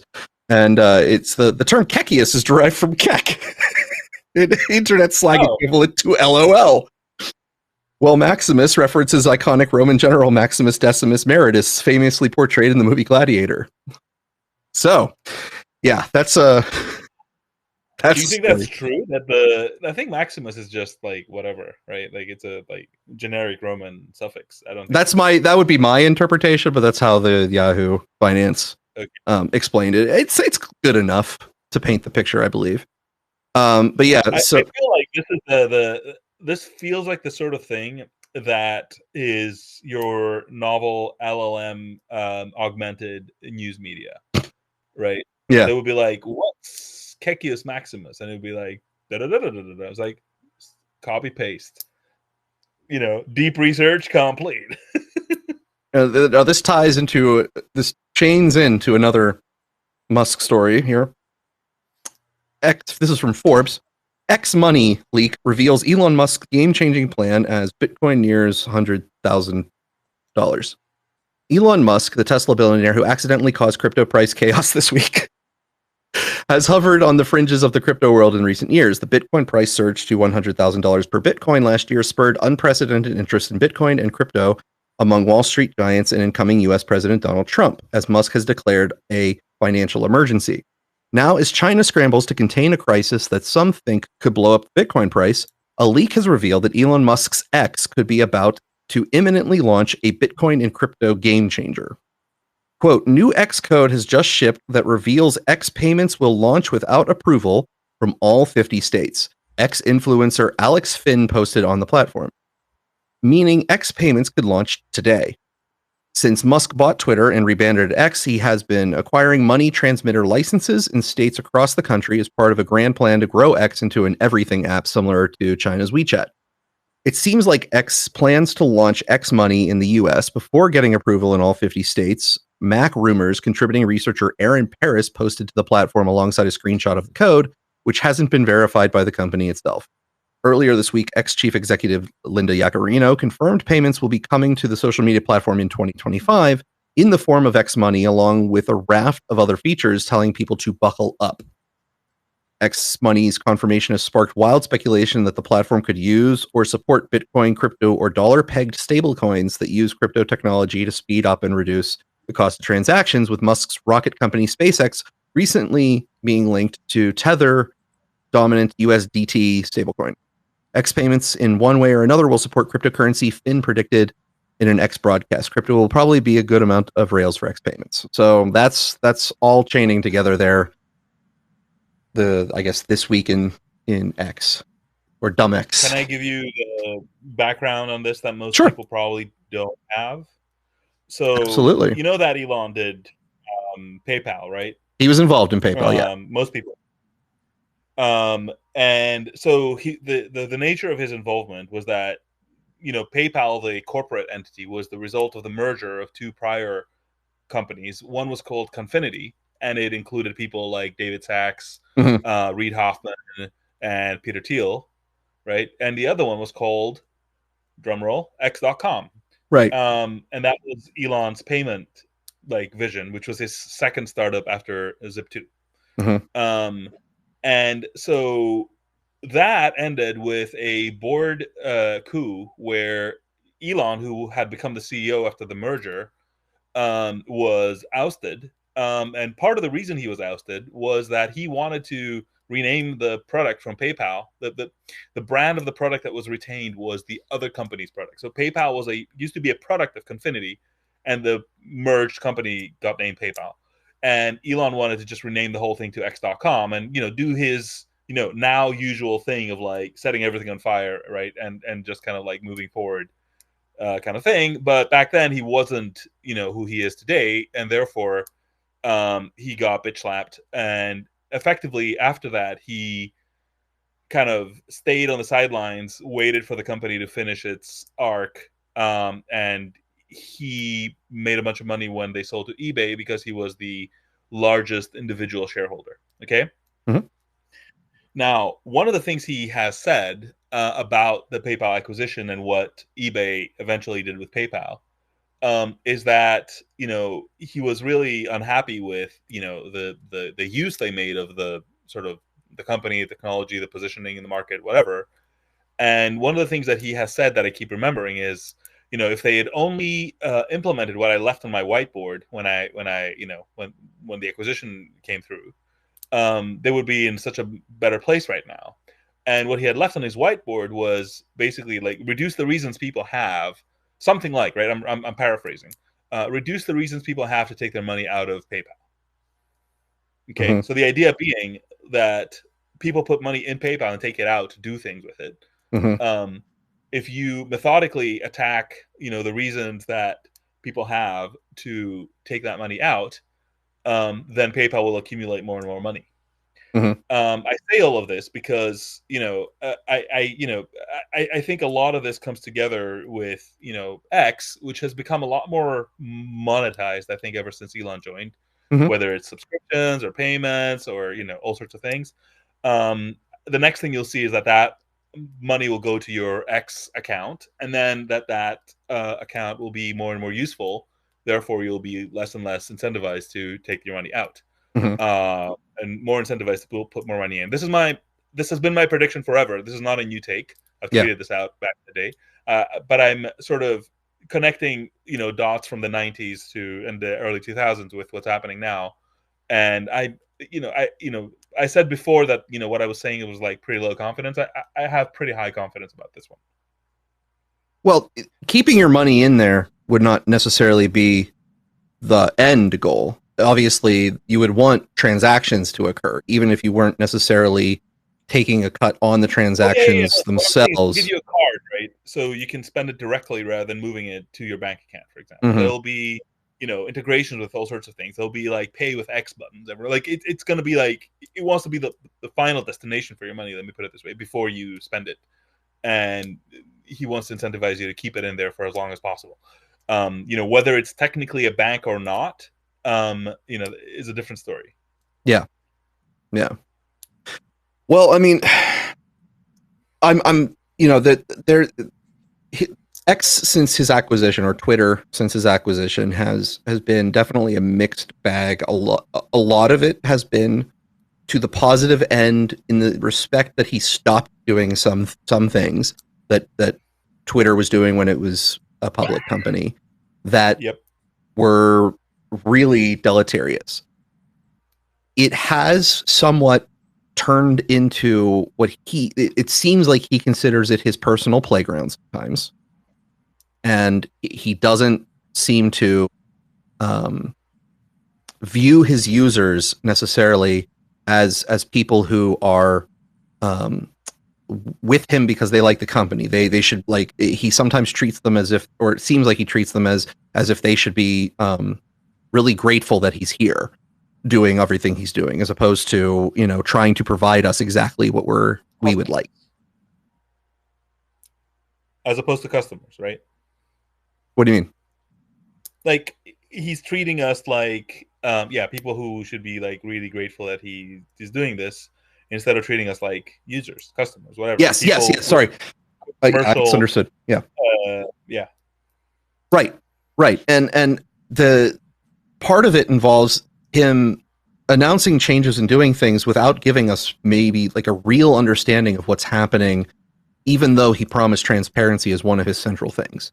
And I really honestly don't care. I don't really make money on here. It pays for itself, and that's about as much as I can say for the most part. But the lack of communication, first advertising, it was involved in how you got paid if you were a blue check. Then it switched from advertising to the number of blue checks with a positive ranking who respond to you or something. Unclear. So now engagement by blue checks, I think, is the current reigning. And so there's no real way for you to know that the number that you're getting paid matches some number of interactions that you're able to observe. So if you go to your analytics, there's no connection to say, hey, these stats are matching your payout. And if you're changing the algorithm as well, the algorithm is now related to how you get paid, and you're going to wind up in a very similar situation, slightly different because it's not advertisers if he's no longer doing advertising. You're going to wind up still in a similar situation to YouTube over the years, where if you cannot explain all of the behavior in a way that people can actually understand it, you are going to at least be accused of putting your thumb on the scale to be able to pay people that you support that are pushing your narrative, because he has a narrative now. He's working with the government. He has a lot of narrative interest on the platform. You're going to be accused of putting your thumb on the scale and paying people more who are promoting what you want to promote. And it's going to be very difficult, particularly based off of everything we talked about, to know whether that's happening or not, given the way that it currently is. Yeah, and by the way, I want to say something else that relates also to what you said before, that, the new algorithm doesn't affect you. And sort of that's true to the degree that you're on the following tab, but I will argue that it does affect you, right? And a lot of these things affect you. And what he says the new algorithm is affects you, in that it changes the behavior of other users. Right. To the degree that other people take, that and interpret it however they interpret it, and then they change their output accordingly. Or even you can take it another level out, right? The change in other people ends up changing the culture to the degree that even people who are not like consciously changing their behavior, find themselves doing different things that they would. That changes your experience on the website, whether you're directly subject to the algorithm or not. Yes. If I get fewer interactions from people I normally talk to because they are using the For You tab more frequently than the following tab, and I come up less in their thing, then my quality of experience can be impacted. Which right, that's an actually different one, right? I hadn't even thought of that one. I thought that's what you were saying. Sorry, but I guess I contributed then. Yeah. No, because I was just thinking, like, if it changes what they post, right? If I change what I post, right, because of being conscious of the For You feed, then that changes what you see, right? But you actually put found a different, also valid example, and I bet there's more, right? But that's the whole point. Somebody was like, "Oh, you loser, you're using the For You," and I'm like, "No, but like, we're like, this is communism, bro. Wake up. We're all affected by each other." Yeah. So I mean, yeah, that's. I again, it's a mixed bag. So I'm not gonna say that it's all bad, but he has not lived up to some of the promises that he's made, and that's disappointing. And I would really like to see him live up to some of the ones that he made that allow more transparency and I never expect to actually like earn a living off of the platform or something like that. But so I wasn't like super duper following along with this topic, but like I think like even if they were as transparent as possible and gave you the code and whatever, like can you actually predict the second order, third order effects of changing the algorithm? Like can they just never change it? Are you saying? But I mean, sorry, go ahead, Gator. Well, if they give us the algorithm and we see what things will get demoted or promoted, that is at least first order effect knowledge.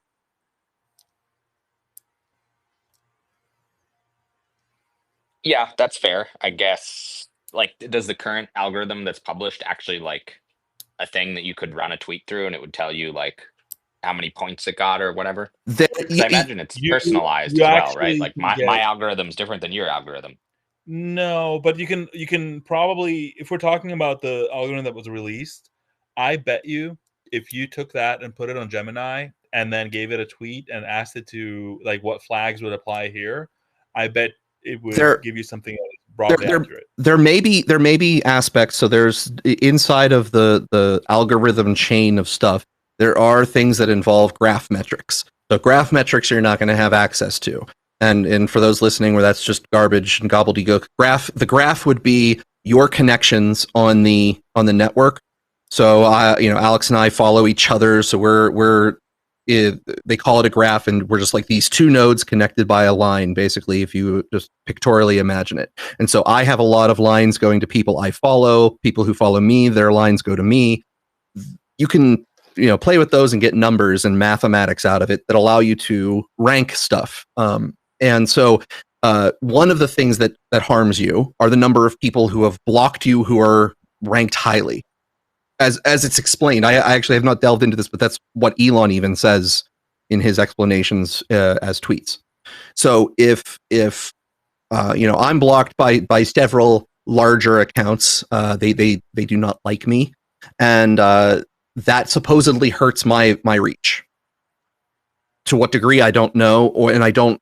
Getting that information off of Twitter to be able to know to input into the algorithm would be difficult. But while we say that the perfection isn't there, there are definitely certain things about specific tweets that you can analyze to determine whether or not a particular tweet might meet a criteria that is promoted or demoted.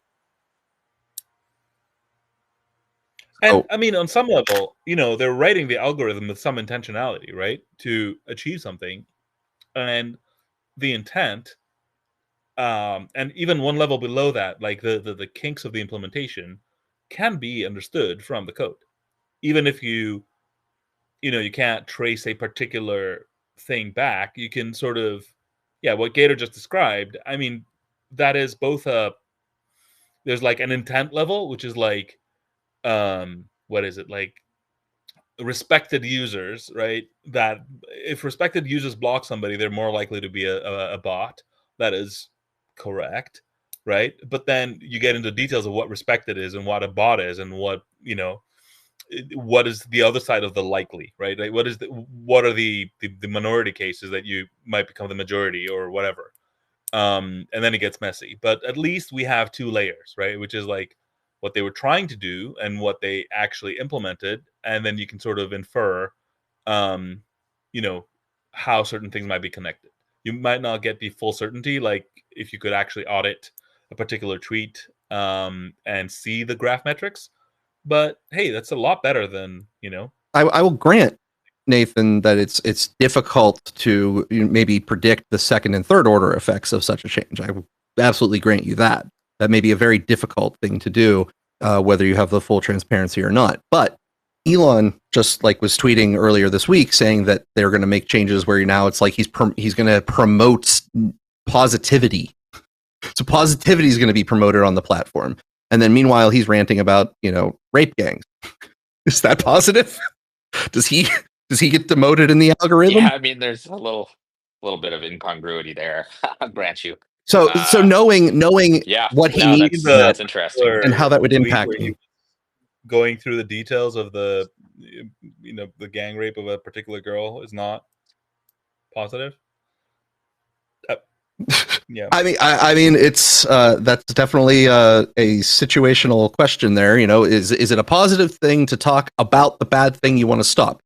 Yes, but the thing that you're talking about is negative, and that's the primary content, which is a negative content.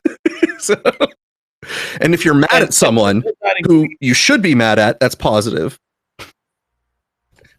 I want to ask Nathan about the notion of these sort of aspirational goal in Musk companies. If you have anything to share with us about that, like how you feel those get interpreted internally, and whether they work or not work or whatever. Probably won't comment so much, but you know, we in Starlink we had a big goal and we worked to achieve it really hard. Okay, never mind. totally valid response. Sorry. I hear you. No worries. Yeah. So I'm just kind of thinking about this whole unregretted user minutes and the negativity positivity thing. Again, I what I'm seeing in Musk in this particular thing is like an engineer's mode of thinking of like, what's the simplest thing that could possibly work?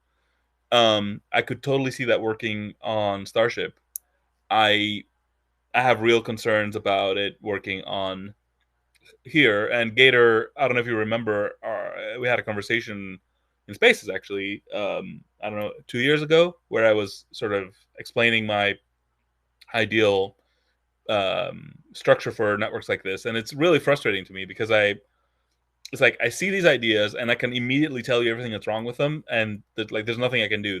Like this conversation will be had again, and the obvious will be said again, and we will end up discovering what is obvious that we will discover again, and you know, like new cycle after new cycle. Like we're kind of getting there. I mean, at least now we're talking about personalized algorithms. We weren't, right? There is some vague sense of progress, but like, oh my God, get there. Like, you know, this was derivable 10 years ago because I did.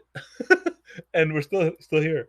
Oh my God, it's painful. I mean, the interesting thing is like, I don't know what I want to see on X. I actually kind of like the For You tab just to scroll, and I find that it actually has pretty good stuff.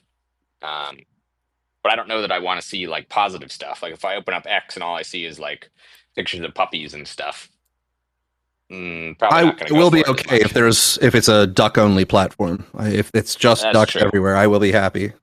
All right. Well, That's you can be happy with that, but I'll probably move on to, well, if there's no other option, but you know, probably wouldn't use it as much. Or I'd follow people and use the following tab and not let the algorithm just show me cute ducks. And, well, you can go over to Blue Sky where that's geese. Just nothing but geese. That's okay. I think I'm all right. I for what it's worth, I was looking at the stats of Blue Sky. I guess whatever they've implemented allows third parties to just look at their stats. and I think they're like down to half from their peak. Not a good sign for the future.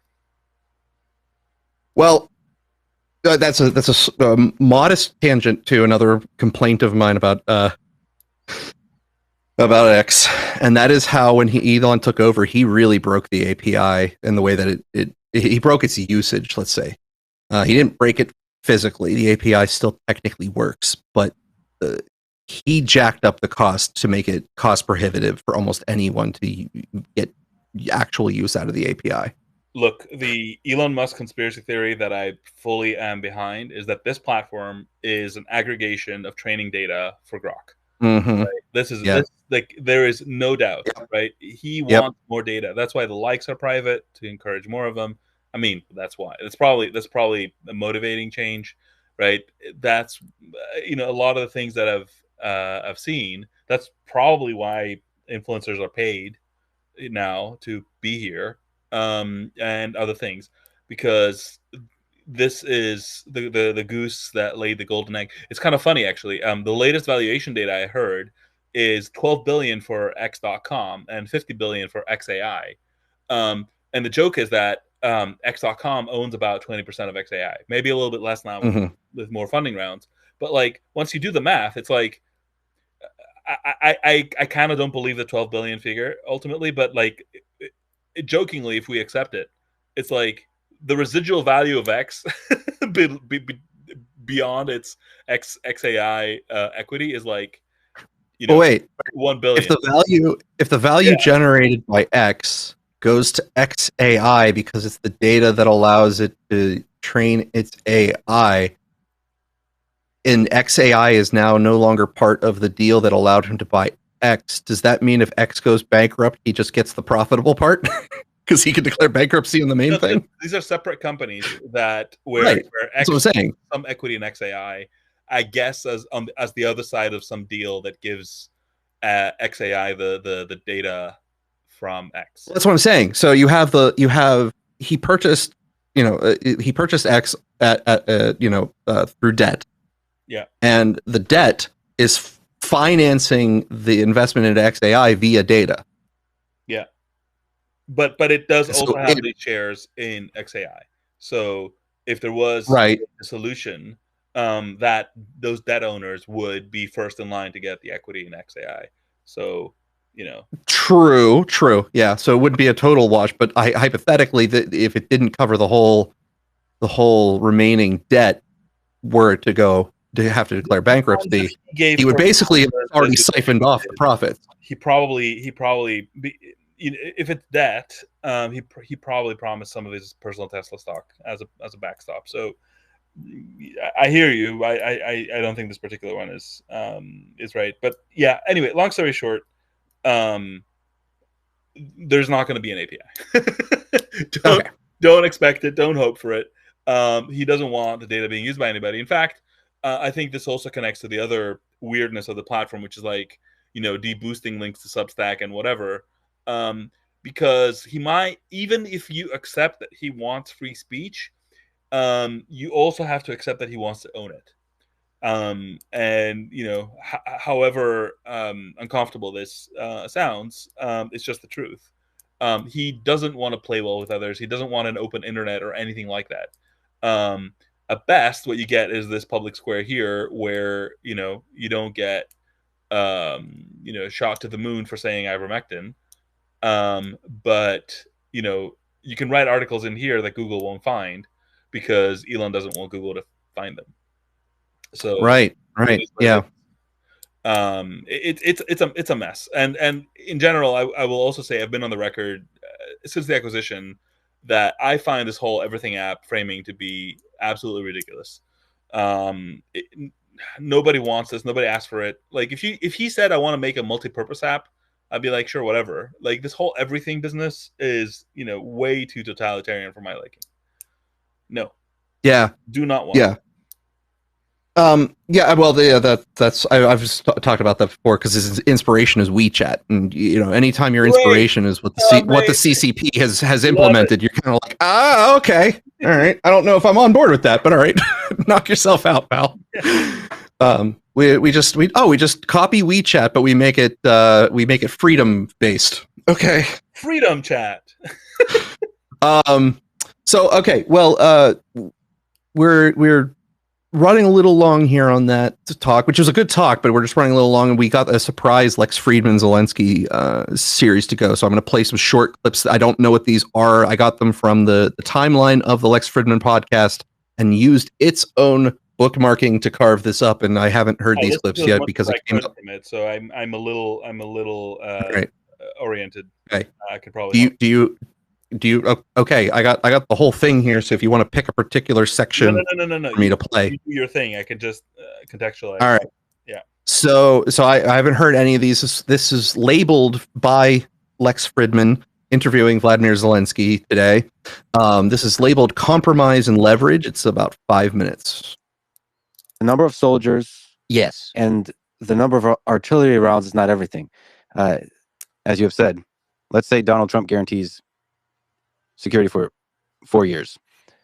You can form partnerships with India, with Saudi Arabia, that enforce punishment, the stick, on oil prices, for example, if any aggressive action is taken. You can actually even build, I've met a lot of incredible Ukrainian tech people, IT people. You can build great companies that form partnerships with the United States, that form partnerships with China. And that is a big leverage against aggression of however many million artillery rounds. And that, a sheet of paper, you don't need a sheet of paper of protection. That's you. Well, when you speak in English, yeah, you don't even need answers, because when now we're talking, you already answered on all the questions. The first one is that during this time, you need just cooperation, a lot of money for this military industry. In Ukraine or in Europe, with India, Saudi Arabia, Saudi, and the United States, you need a lot of money. So the question is where you will get it. So my answer was to Trump. I said, this is one of the security guarantees. Take 300 billions of frozen Russian assets. We will take it. Take money, what we need for our interior production, and we will buy all the weapons from the United States. We don't need gifts from the United States. It will be very good for your industry. For the United States, we will put money there, Russian money. Not Ukrainian, not European, Russian money, Russian assets. They have to pay for this. We will put it and we will make it. This is one of security guarantees? Yes, of course. Because this is a military guarantee, yes. But then the second you said, that energy price and a lot of sanctions on products and the Russian shadow fleet and etc. That is the second answer we spoke about before. Yes, put more sanctions on them. More sanctions. It's okay. Not to take off sanctions. It's okay with you, but it's not going to be okay with the president of Russia. Yes, but I'm not thinking how it will be very good for him. He's still a killer.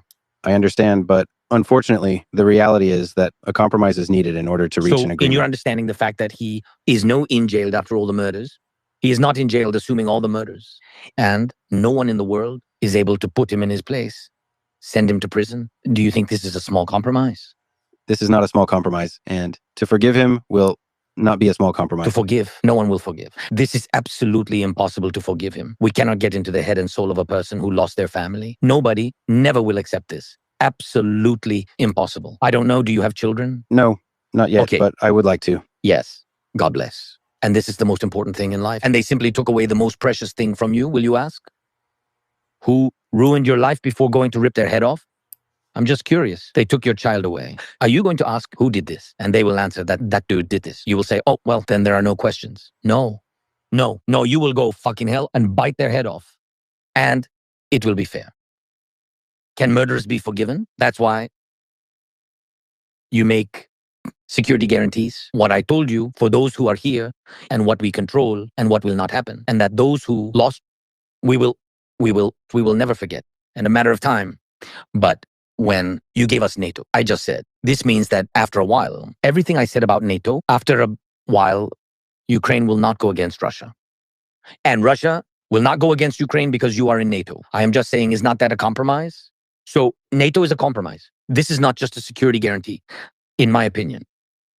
Look, when rockets were attacking Israel, and Israel is not in NATO, NATO countries' aircrafts were deployed. Air defense. the air defense worked, operated by different Middle Eastern countries. These are also security guarantees. And by the way, Israel has nuclear weapons. So why do they need NATO when in fact they have more than NATO has? The American, British, and French aviation stepped in. There was ADA. I don't remember from Jordan. Okay, so in that conversation, it seems like Zelensky is sort of asserting that he won't accept any deal that doesn't involve Vladimir Putin no longer being the head of Russia. Was that the takeaway there that you got out of that? No, not quite. But it's about as unreasonable. So he basically says, we want to put the remaining part of Ukraine in NATO. Okay, that's a partial inclusion that he discusses somewhere else. And we want the sanctions to be kept on Russia, right? They want the $300 billion of Russian reserves that have been frozen currently, that happen to be in the EU, in EU banks have been frozen, to be taken and given to Ukraine. YOLO, sure, why not?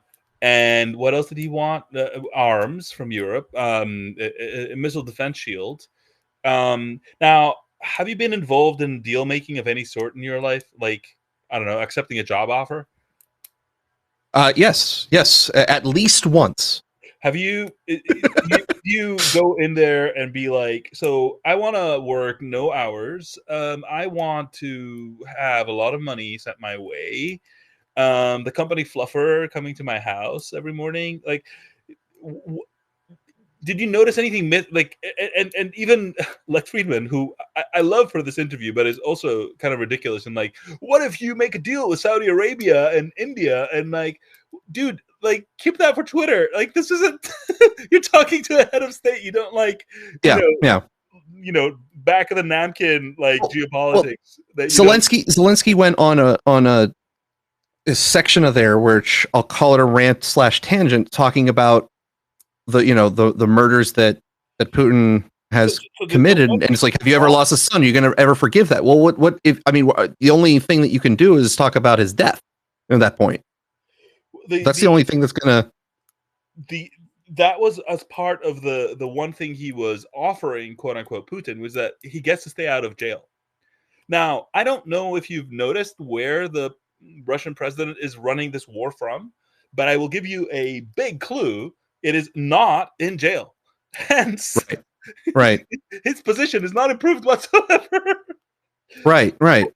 There's like, and that's why I was saying, where it's like it seems like he's saying he won't accept anything other than Putin no longer being the president of Russia. What he said is like, well, what he gets is that he's not in prison. That's what Putin gets out of the deal. But we're not going to forgive, we're not going to forget, but at least he stays out of prison. I don't know that if that means like out of prison and out of the Russian government. Probably not. But sanctions stay in place. The Russian assets are actually taken. The rest of Ukraine goes to NATO, which believe it or not, that was the stated reason that Russia attacked, to prevent that. Right. Foreign companies provide a lot more arms, which is the other reason that Russia attacked. And I mean, this is childish. And honestly, I really worry that there is no, like, Trump is coming in with like big words to like shut the conflict down, and I think he wants it to be shut down. But there is no way to do that is on the horizon, because unfortunately, the U.S. sort of foreign policy blob has been huffing its own output for a while, and is completely sort of deluded about the state of the war, the state of the battlefield, the capabilities of the Ukrainian military. They keep predicting things that don't work out, but somehow come back and like predict something else. So, for example, now they're floating a ceasefire, right? Like kind of like a North Korea style, you know, like you just have a line of demarcation and you sort of will figure it out later. Right. And again, all of this is not sort of, you know, in Greek we have a saying of like you're making the bill without the hotel owner being involved. It's like the Russians are advancing as we're speaking. They're taking more land. They are progressing continuously. The West has no more sort of, you know, artillery shells to give, right? Like Zelensky himself said, the ratio of artillery shells going either side is 12-1. Okay, and artillery shells being fired historically is the leading indicator for casualties. All right, like I'm not saying the casualties are going to be 12-1, but I'm saying is they're going to be lopsided. And so, okay, you got the situation on the ground where Russia is definitely taking ground, and you know other indicators are pointing to the fact that you know the Russian, the Ukrainian military is got low morale, is running out of soldiers, yada yada yada. Why would the Russians be like, oh yeah, no, totally, we'll stop here and give you time to recuperate? It makes no sense, right? You got to sweeten the deal somehow, and I've heard nobody offering anything other than, you know, it's a total like, you know, the Knights Who Say Knee, the Tis But a Scratch thing, where, you know, it's like I'm gonna stop beating you up, you know, because I'm a good person. It's like you have no limbs. Like, yeah. What are we talking about? You're in trouble now. Oh god, yeah. That's the vibe I'm getting from all this, and kind of to connect it with what you were saying earlier, right? And not necessarily that particular thing, but there are a bunch of moves that are being made that will lock in Trump to that particular narrative, right? And Trump is tempted to sort of go through a. Zelensky mentioned this peace through strength in another part of the interview, which basically means you go harder on Russia in order to like entice them to come to the negotiation table or whatever. And I'm not exactly sure what, you know, additional layers of aggression the U.S. has in it. I mean, there's always nukes, I guess, but you know, barring that, I don't know what else there is to escalate with. But let's assume the only thing left is to bring other actual states into the conflict as you know, allies or something. It's the only other place it can go. Right, but let's just say there is something to escalate with that isn't that or whatever. Right, there's some kind of like deeper missiles or bigger missiles or like I don't fucking like some more serious sanctions, whatever. Like, bigger missiles. You start. So let's say Trump starts with that, right? Like he's gonna have to accompany it with some kind of rhetoric. Right, which means he's going to have to abandon his current line of rhetoric. Okay, and then nothing's going to happen, and then what? Right, he's now committed to this new course of action where he's like aggressive on Putin, because whatever Putin as they call him, right? Okay, Putler as it's called in other fora. All right, so now what? You escalated. Nothing happened. The Ukrainians are still losing ground. The Ukrainian military is still at the brink of collapse or maybe collapsing. Now what? Like you can't now be the peace president. You wasted that part. So what are you going to do? And this is what I'm looking at, and I'm feel really really sad for Ukrainians because they're the ones that are getting fucked in the end. Like they, you know, like I'm not being cold to the military. They're being cold to the military. Right. Okay. Well, what I'm gonna do is I'm gonna save some of the other clips then for next week. I'll give them a listen through and I'll try to formulate some of my thoughts on them in advance because I in playing that clip I don't think I'm going to be able to formulate decent enough responses just the way the conversation went just playing them ad hoc. So what I'm going to do is we kind of basically saved all the comments for the tail end. So if anyone wants to request to speak and comment, add something, contribute, disagree on anything we've discussed today, please come on up now. We'll give you some time to say what we got right, wrong, or you want to augment with some additional information. What we've talked about basically today was the wild and spiraling Cybertruck story that somehow also came to involve claims of anti-gravity space tech and connection to the New Jersey drones, which was obviously ridiculous. And then a lot of things this week on in the Twitter's evolution and Twitter space.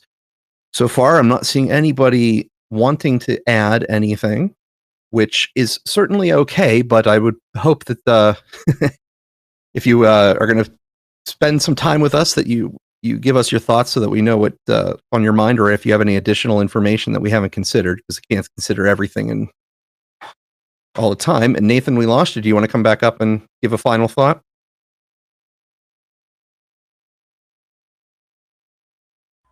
Okay. Jimmy, jump on board. Come on. Okay. We're gonna wind up cutting it off a little 15 minutes early.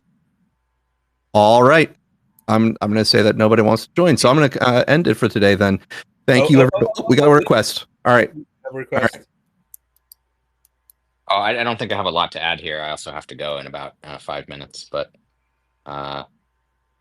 certainly all a pretty crazy week. It was definitely, it lived up to the title of a dumb week. Mip, how are you today? Mip? You have to unmute yourself, by the way, if you're speaking. It's going to the void. Mip. Yes. Hello. This thing on? Yeah. Hello. What's on your mind?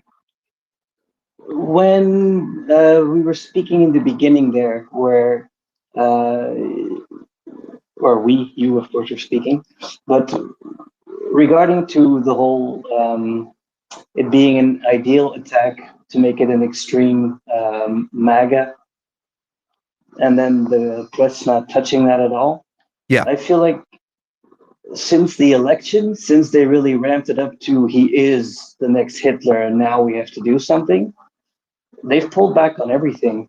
There are no attacks. There's nothing. Even now with Elon bringing up the Rotterdam rapes and the Pakistani gangs there, that would be a perfect avenue to go, like, see how he's going rogue, see how he's. I did fail to bring an article up today where the UK is calling basically for Elon Musk's arrest for his inciting of passions over his comments with the controversy there. Done that in the last couple of weeks, but that they are still talking about that again. They really want Elon Musk to stop talking about their politics. Which makes sense, but I feel it's very, I don't know, it's timid compared to how much they ramped it up in 2016. I don't know what, it's puzzled me for a bit. Whereas where you're kind of wondering what the strategy is. Are they really going to go wait until the 20th and then start? Well, tomorrow is January 6th, so yeah. We get to find out if there's anything that happens other than a couple people doing some grandstanding on the floor. I don't expect much. The panel. Do you predict there will be sort of notable events tomorrow, like really notable that we'll be talking about for a while, or just okay, like just someday? I'm pretty firmly in camp. Nothing ever happens. Otter Online, how are you today? Oh, I'm actually caught some kind of illness over the weekend, so doing kind of shitty, but I was listening to you guys while I was walking around town here. About the Tesla truck, something that nobody's really talking about that I've heard is like, that guy's an E8, right? And not only is he an E8 in active duty military, he's an operator. So for him to like have really lost his marbles to the extent that I think would be a requisite if you're to believe the kind of evidence that we're seeing, is really unusual for no one to have kind of like caught onto that. If he was like an E6 or like an E5 guy, like a younger guy who didn't have a wife and kids, kind of spends the weekends alone. Could you explain what you mean by that? So you're saying E8, and you're he's like army. That's a high pay grade. It's a high pay grade, right? And like operators do kind of they make rank more quickly.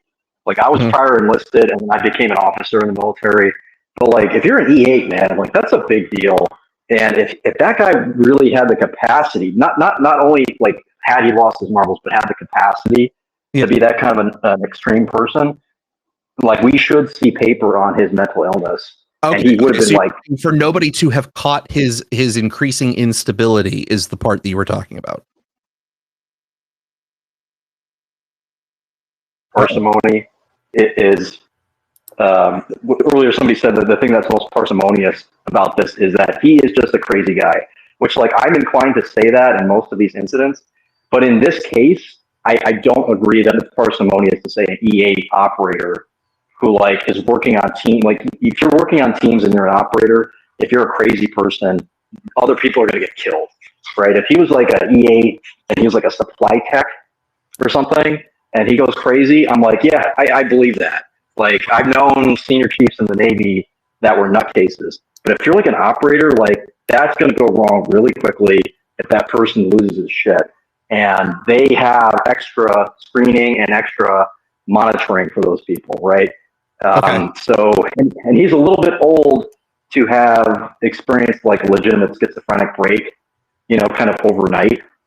Yeah, you see signs of that usually in the early 30s. Like you could make the argument that his wife left him and that kind of set him off somehow, but that's not going to explain, like you said, the extremely disparate kind of narratives, the meaningless way in which he killed himself, the risk that he put to other people. Like he literally like lost, like he was delusional, which doesn't say to me like, oh, he went crazy because his family left him. It's like this guy had severe mental illness, right? So I'm inclined to believe that a lot of the conflicting evidence is intentionally conflicting. Okay. Like if this is an op, right? Like the fact that you have all this like weird conflicting evidence is designed to get us chasing our tails and sitting here asking ourselves, this doesn't make sense. He's a mega extremist. And he's saying he promotes Trump. And also he blew up a Cybertruck in front of Trump Tower. So like if this is an op, like to me, it's like this is a warning to Elon that has been kind of disguised as an extremist to make it like more surreptitious. And I mean, like what a power play to show Elon Musk, like, hey, we can get an elite operator who's like extremely successful guy, and we can craft this narrative. And this is a power move, right? To be able to get like a guy at this level to do that is just out of this world. If you were to actually speculate, and obviously I won't hold you to this, this is so early and you don't have all the details, so I'm not holding to you to this idea. But what would you say is your the most likely thing you think actually happened with this guy? So you do not seem inclined to believe that he had a mental break because he would have been more closely inspected by the military or like quarantined, so to speak, and taken out of operation because of that. So therefore, I agree with that. So if he's not if he's not mentally unstable, and that's not the reason that this happened, what was his actual motivation and intent? If he had one, and if it wasn't really him doing it, what was the intent of the person who was guiding him? Well, I think the intent is a warning to Elon. Okay. If I'm like that would be my first blush of like, this is like they blew up a truck, like they blew up one of Elon's trucks in front of Trump Tower. That is not something that a MAGA person does to wake people up and say we should rally around Elon Musk, RFK Jr. and Donald Trump. So you completely discount the letter that was found and conclude that it has like an opposite meaning, that it's misleading to do that someone should actually. I think it's misleading for the purposes of being misleading, right? Like I would suspect that's. I mean, like if you pay attention to like the kind of military part of Twitter that's talking about this, there's a bunch of stuff that doesn't make any fucking sense. Like number one, like insofar as he crafted an IED, it's like one of the most ineffective IEDs ever. But it also wasn't crafted so carefully as to prevent the harm to other humans. Like other people were injured by that explosion. Right. So like that's just pure incompetence. If he wanted to harm humans, he really didn't even go about it even close to the right way. Right. But he would have had the training to understand how to do that. Sure. Right. So, and also, like, he supposedly used a Desert Eagle to blow his brains out, which is like a meme gun. Like, an operator wouldn't be caught dead with that gun. It would be like embarrassing for them to do that, actually. Like, there's a bunch of stuff that doesn't make any sense. Do like, you, for an operator to do that, like with fireworks and gasoline, like, all of his friends would have made fun of that guy. Do you mind me poking at one of your assumptions there, and let me see if you have an answer for this question that sparks in my mind based off of it. If the intent were to send a message to Elon Musk, why would you then have the recovered letter create the opposite impression? Because obviously you would want Elon Musk to know that it was a message to him. So the news coverage portraying the opposite, that he was a fan, would seemingly reduce the probability that Elon would get the message. Oh, well, I think that there's like, that's like the icing on the cake, in the sense of like if they have, they're trying to craft a narrative, and they're consistently crafting the narrative that the biggest threat is always internal domestic extremism, which is a totalitarian sort of justifying narrative, right? Like DHS did this during the pandemic with parents at the PTO meetings, and it's actually the evil white supremacists, you know, and like even though it's like a brown guy who, you know, might be into Islam, it's actually it's domestic extremism. And I'm not trying to make any statements against one religion or another, but there's definitely a motive to maintain this era of like the real threat is from the homeland.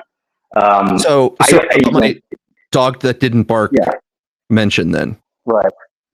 Well, with regards to your dog that didn't bark, that was.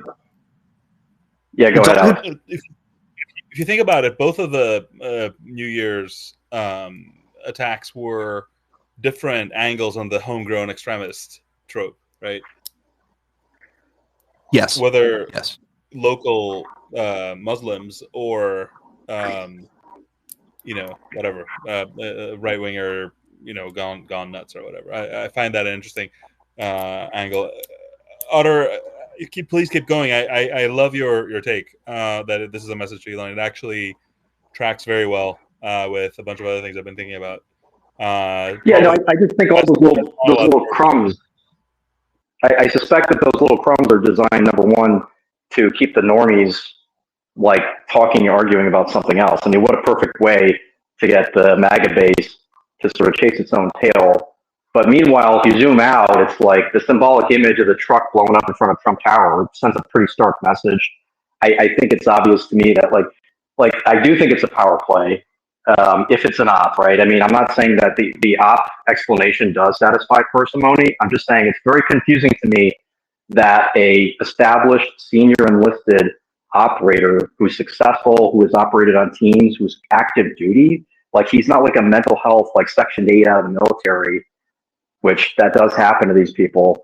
But like he's active duty operating on teams. If there's not paper on him in the military explaining that this guy's a nutcase, and like if we find out later that he was taken off his teams for, you know, mental health screening purposes, then that starts to satisfy parsimony for me. But at the moment, it's like, oh wow, like what a power play. We could take somebody who's like got all these credentials, and we could craft this narrative to make people believe that he did this. And it's like showing Elon, like, hey, we can do whatever the fuck we want. Would you? Right? Like this is. Would you go ahead. That kind of profile of person is the kind of person that would work security for Elon? If they get out, yeah, that's the kind of job that those cats would take for sure. Once they've left the military. So CNN and CBS, as a part of the prep that I did for the show today, they have his ex-girlfriend Alicia Arit saying that he complained of depression, combat guilt, and fear that seeking help might ruin his career. That's my notes on that. So if he was suffering from like major depression, that's like every third guy in the operator community. So that wouldn't be something that would have been flagged that you're thinking is. Well, he probably. I mean, everything. Like I was in the military for like over a decade. I had mental health problems, and I felt the exact same pressure. And that's nobody wants to talk about it because you'll get disqualified from carrying a gun. You'll get disqualified from Sure. But my question, my question is oriented to whether they would have caught that inside of the military. That they would. Yeah. Well, so the question of whether would they have caught him having depression and combat guilt? Yeah, would they have been able to identify this? Because I could understand him not wanting to seek help for fear of ruining his career, but would they notice it? There's definitely a lot of guys running around that have those issues. The question is like, are those the type of issues that are predicate for the kind of behavior that we just saw, which is like he has conflicting messaging, like the IED doesn't make any sense, the use of the gun doesn't really make any sense. Like that's like delusional schizophrenic break. I'm not talking about like you're depressed and sad all the time. Like I experienced that. It didn't make me like, like I didn't go down some kind of rabbit hole, and I didn't even have a fucking family. This guy's he has a lot of stability, both stability inducing structural lifestyle things like his family. He's operating on a team. He's active duty. I mean, when you're active duty, man, like it kind of keeps you from going too crazy because you have to interact with people on a day-to-day basis. You don't get to spend that much time alone, like, scrolling forums because you're working so fucking much. And you interact with a lot of humans.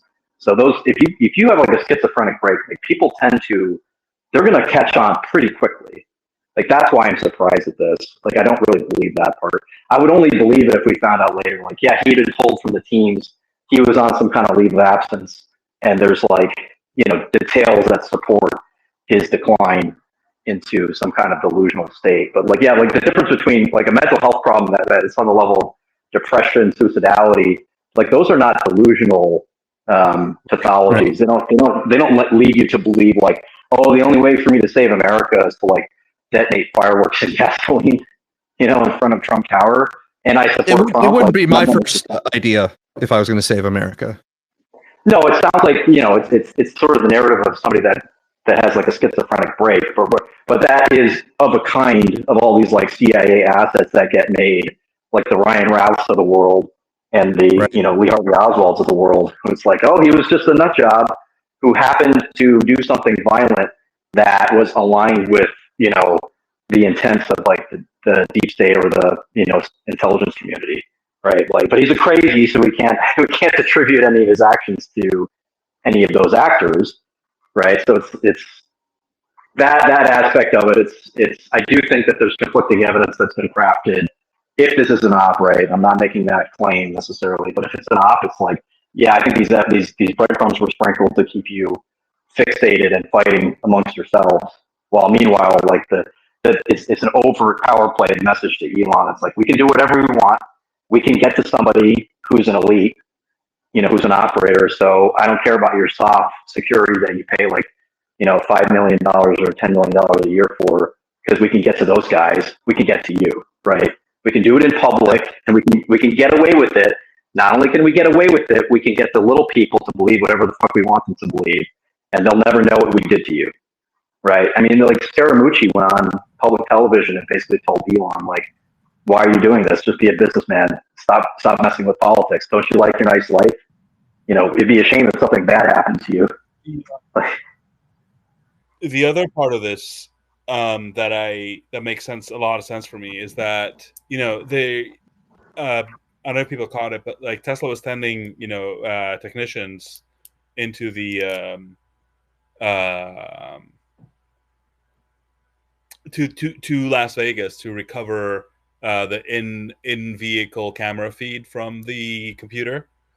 So what I'm trying to say is like that is one of many ways in which additional information could be imparted to Elon specifically. Right, all he has to do is hold up a piece of paper, right, to the in-vehicle camera before he blows everything up. And to the degree that that computer made it, that's going to get to Elon and maybe law enforcement, but not the public. Well, sure. I mean, they could send him like a letter with magazine cutout letters that says "Better watch yourself," right? But like that is not at all the same thing as doing an overt act of terrorism and then crafting a narrative around it and showing him. Like there could be an additional message attached to this particular act that will help him interpret everything in the way that you. Oh yeah, I agree with you. I think that if this is in fact an op or a power play, that there probably was something surreptitious that would have been communicated to him that would be in his best interest to not expose the fact that he got that. And the other thing that I like about your model is that it explains why it makes no sense to us because it's not for us. No, I don't think it was. Yeah. Well, thank you, Otter. I'm going to ask Revolutionist to give us his thoughts for the final closing discussion here. Oh, thanks a lot. Can you hear me all right? Yep. Okay, cool. So there was one thing that I'm driving, so I can't share a link to it, but something I noticed that you guys didn't mention is there's been new footage that came out of the truck right before it blew up, where you can actually see the driver's head move. Okay. I don't know if you've seen that, but it contradicts the police story that he shot himself in the head.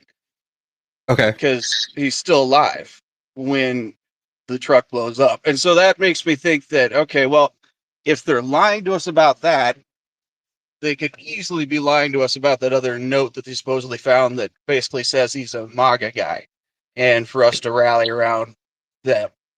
That just, it doesn't seem in line with the other thing, the email that he sent. And, you know, like I said, the credibility of the cops in this situation, there's no credibility.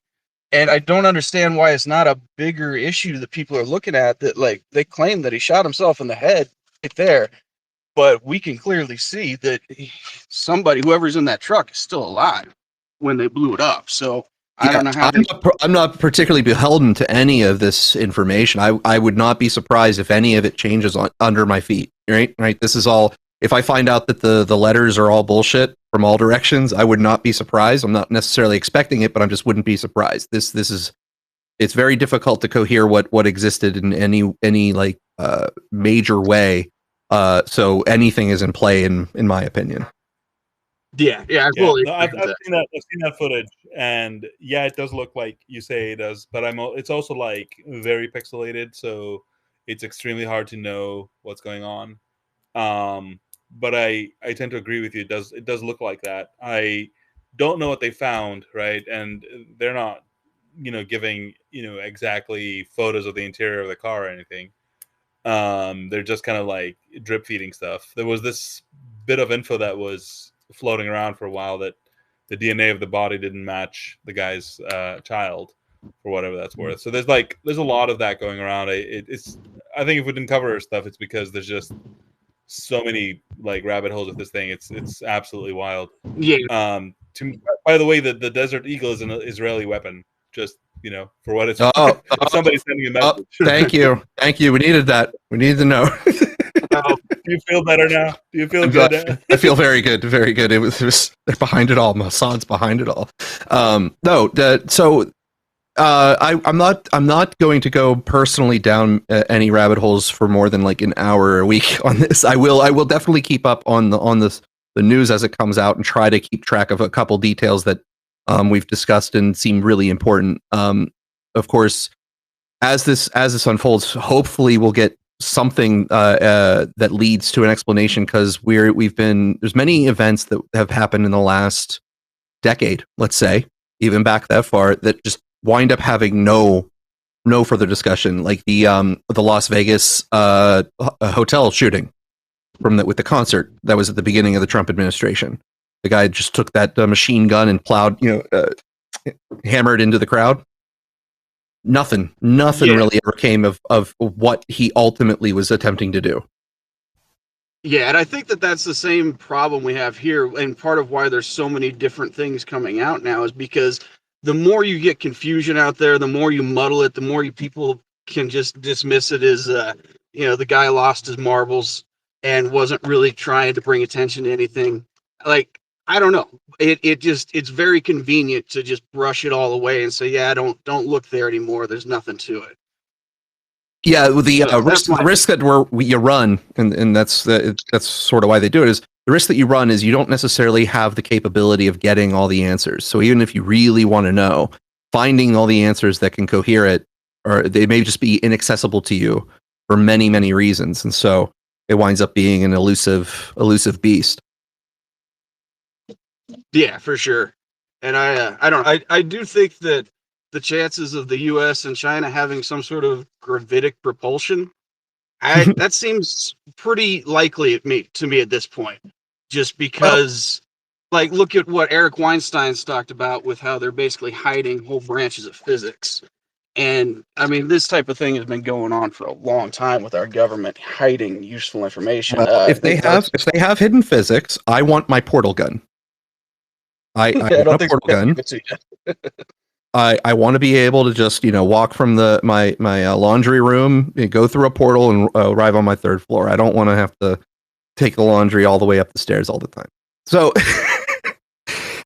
listen, I anything is open. I obviously don't know what technology exists that I'm unaware of, and I obviously am not. I'm not a physicist, so I do not know what is even conceivable in the realm of technology that might be hidden from us. But my inclination is to not necessarily focus on those items, because when I know, it's probably because everyone else will also know. I'm not going to know first. I'm not going to be the first one to know. Yeah, I think so. Gator, as a parting. Sorry, go ahead. Sorry. Oh, sorry. Yeah, I was just going to agree with it. And thank you guys for bringing me up on stage for the conversation. It's very interesting.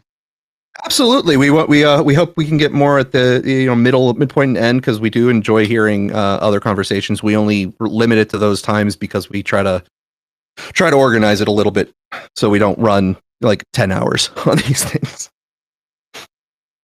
So thank you everybody for joining. Alex, any final thoughts? Yeah, my parting question to you is, if you sort of go back to your, your mental states over the last, 5 years, right? Like, in terms of confusion, how would you rate the current moment? This is an easy, less confusing, actually. less confusing, because I expect a lot of bizarre things to happen. So it's like, in that framework, the bizarreness is its own explanation. I think the possible futures that I can imagine are more numerous at the moment than they have been in previous times. So I don't know if I can say that I can expect the next 4 in any good way. Absolutely not. I like this. This is our group therapy session where we'll be hopefully we'll be right here talking about it as it happens. Well, you and I do have one open bet for the next 2 weeks, and that is SBF and whether he gets pardoned. We do is that? We didn't place money on it, and if you want to, I will. But we did make at least a gentleman's bet, at least opinion wise. Okay. All right. Let's see what happens. What side was I on? You were on the will get pardoned, and I was on the won't get pardoned. So I might have the upper hand on that. I now, knowing my side, I fully agree with myself. Okay. I'm going to find some argument why I'm right shortly. All right. Cool. All right. Thank you, everybody, and we will see you next week. Have a great week.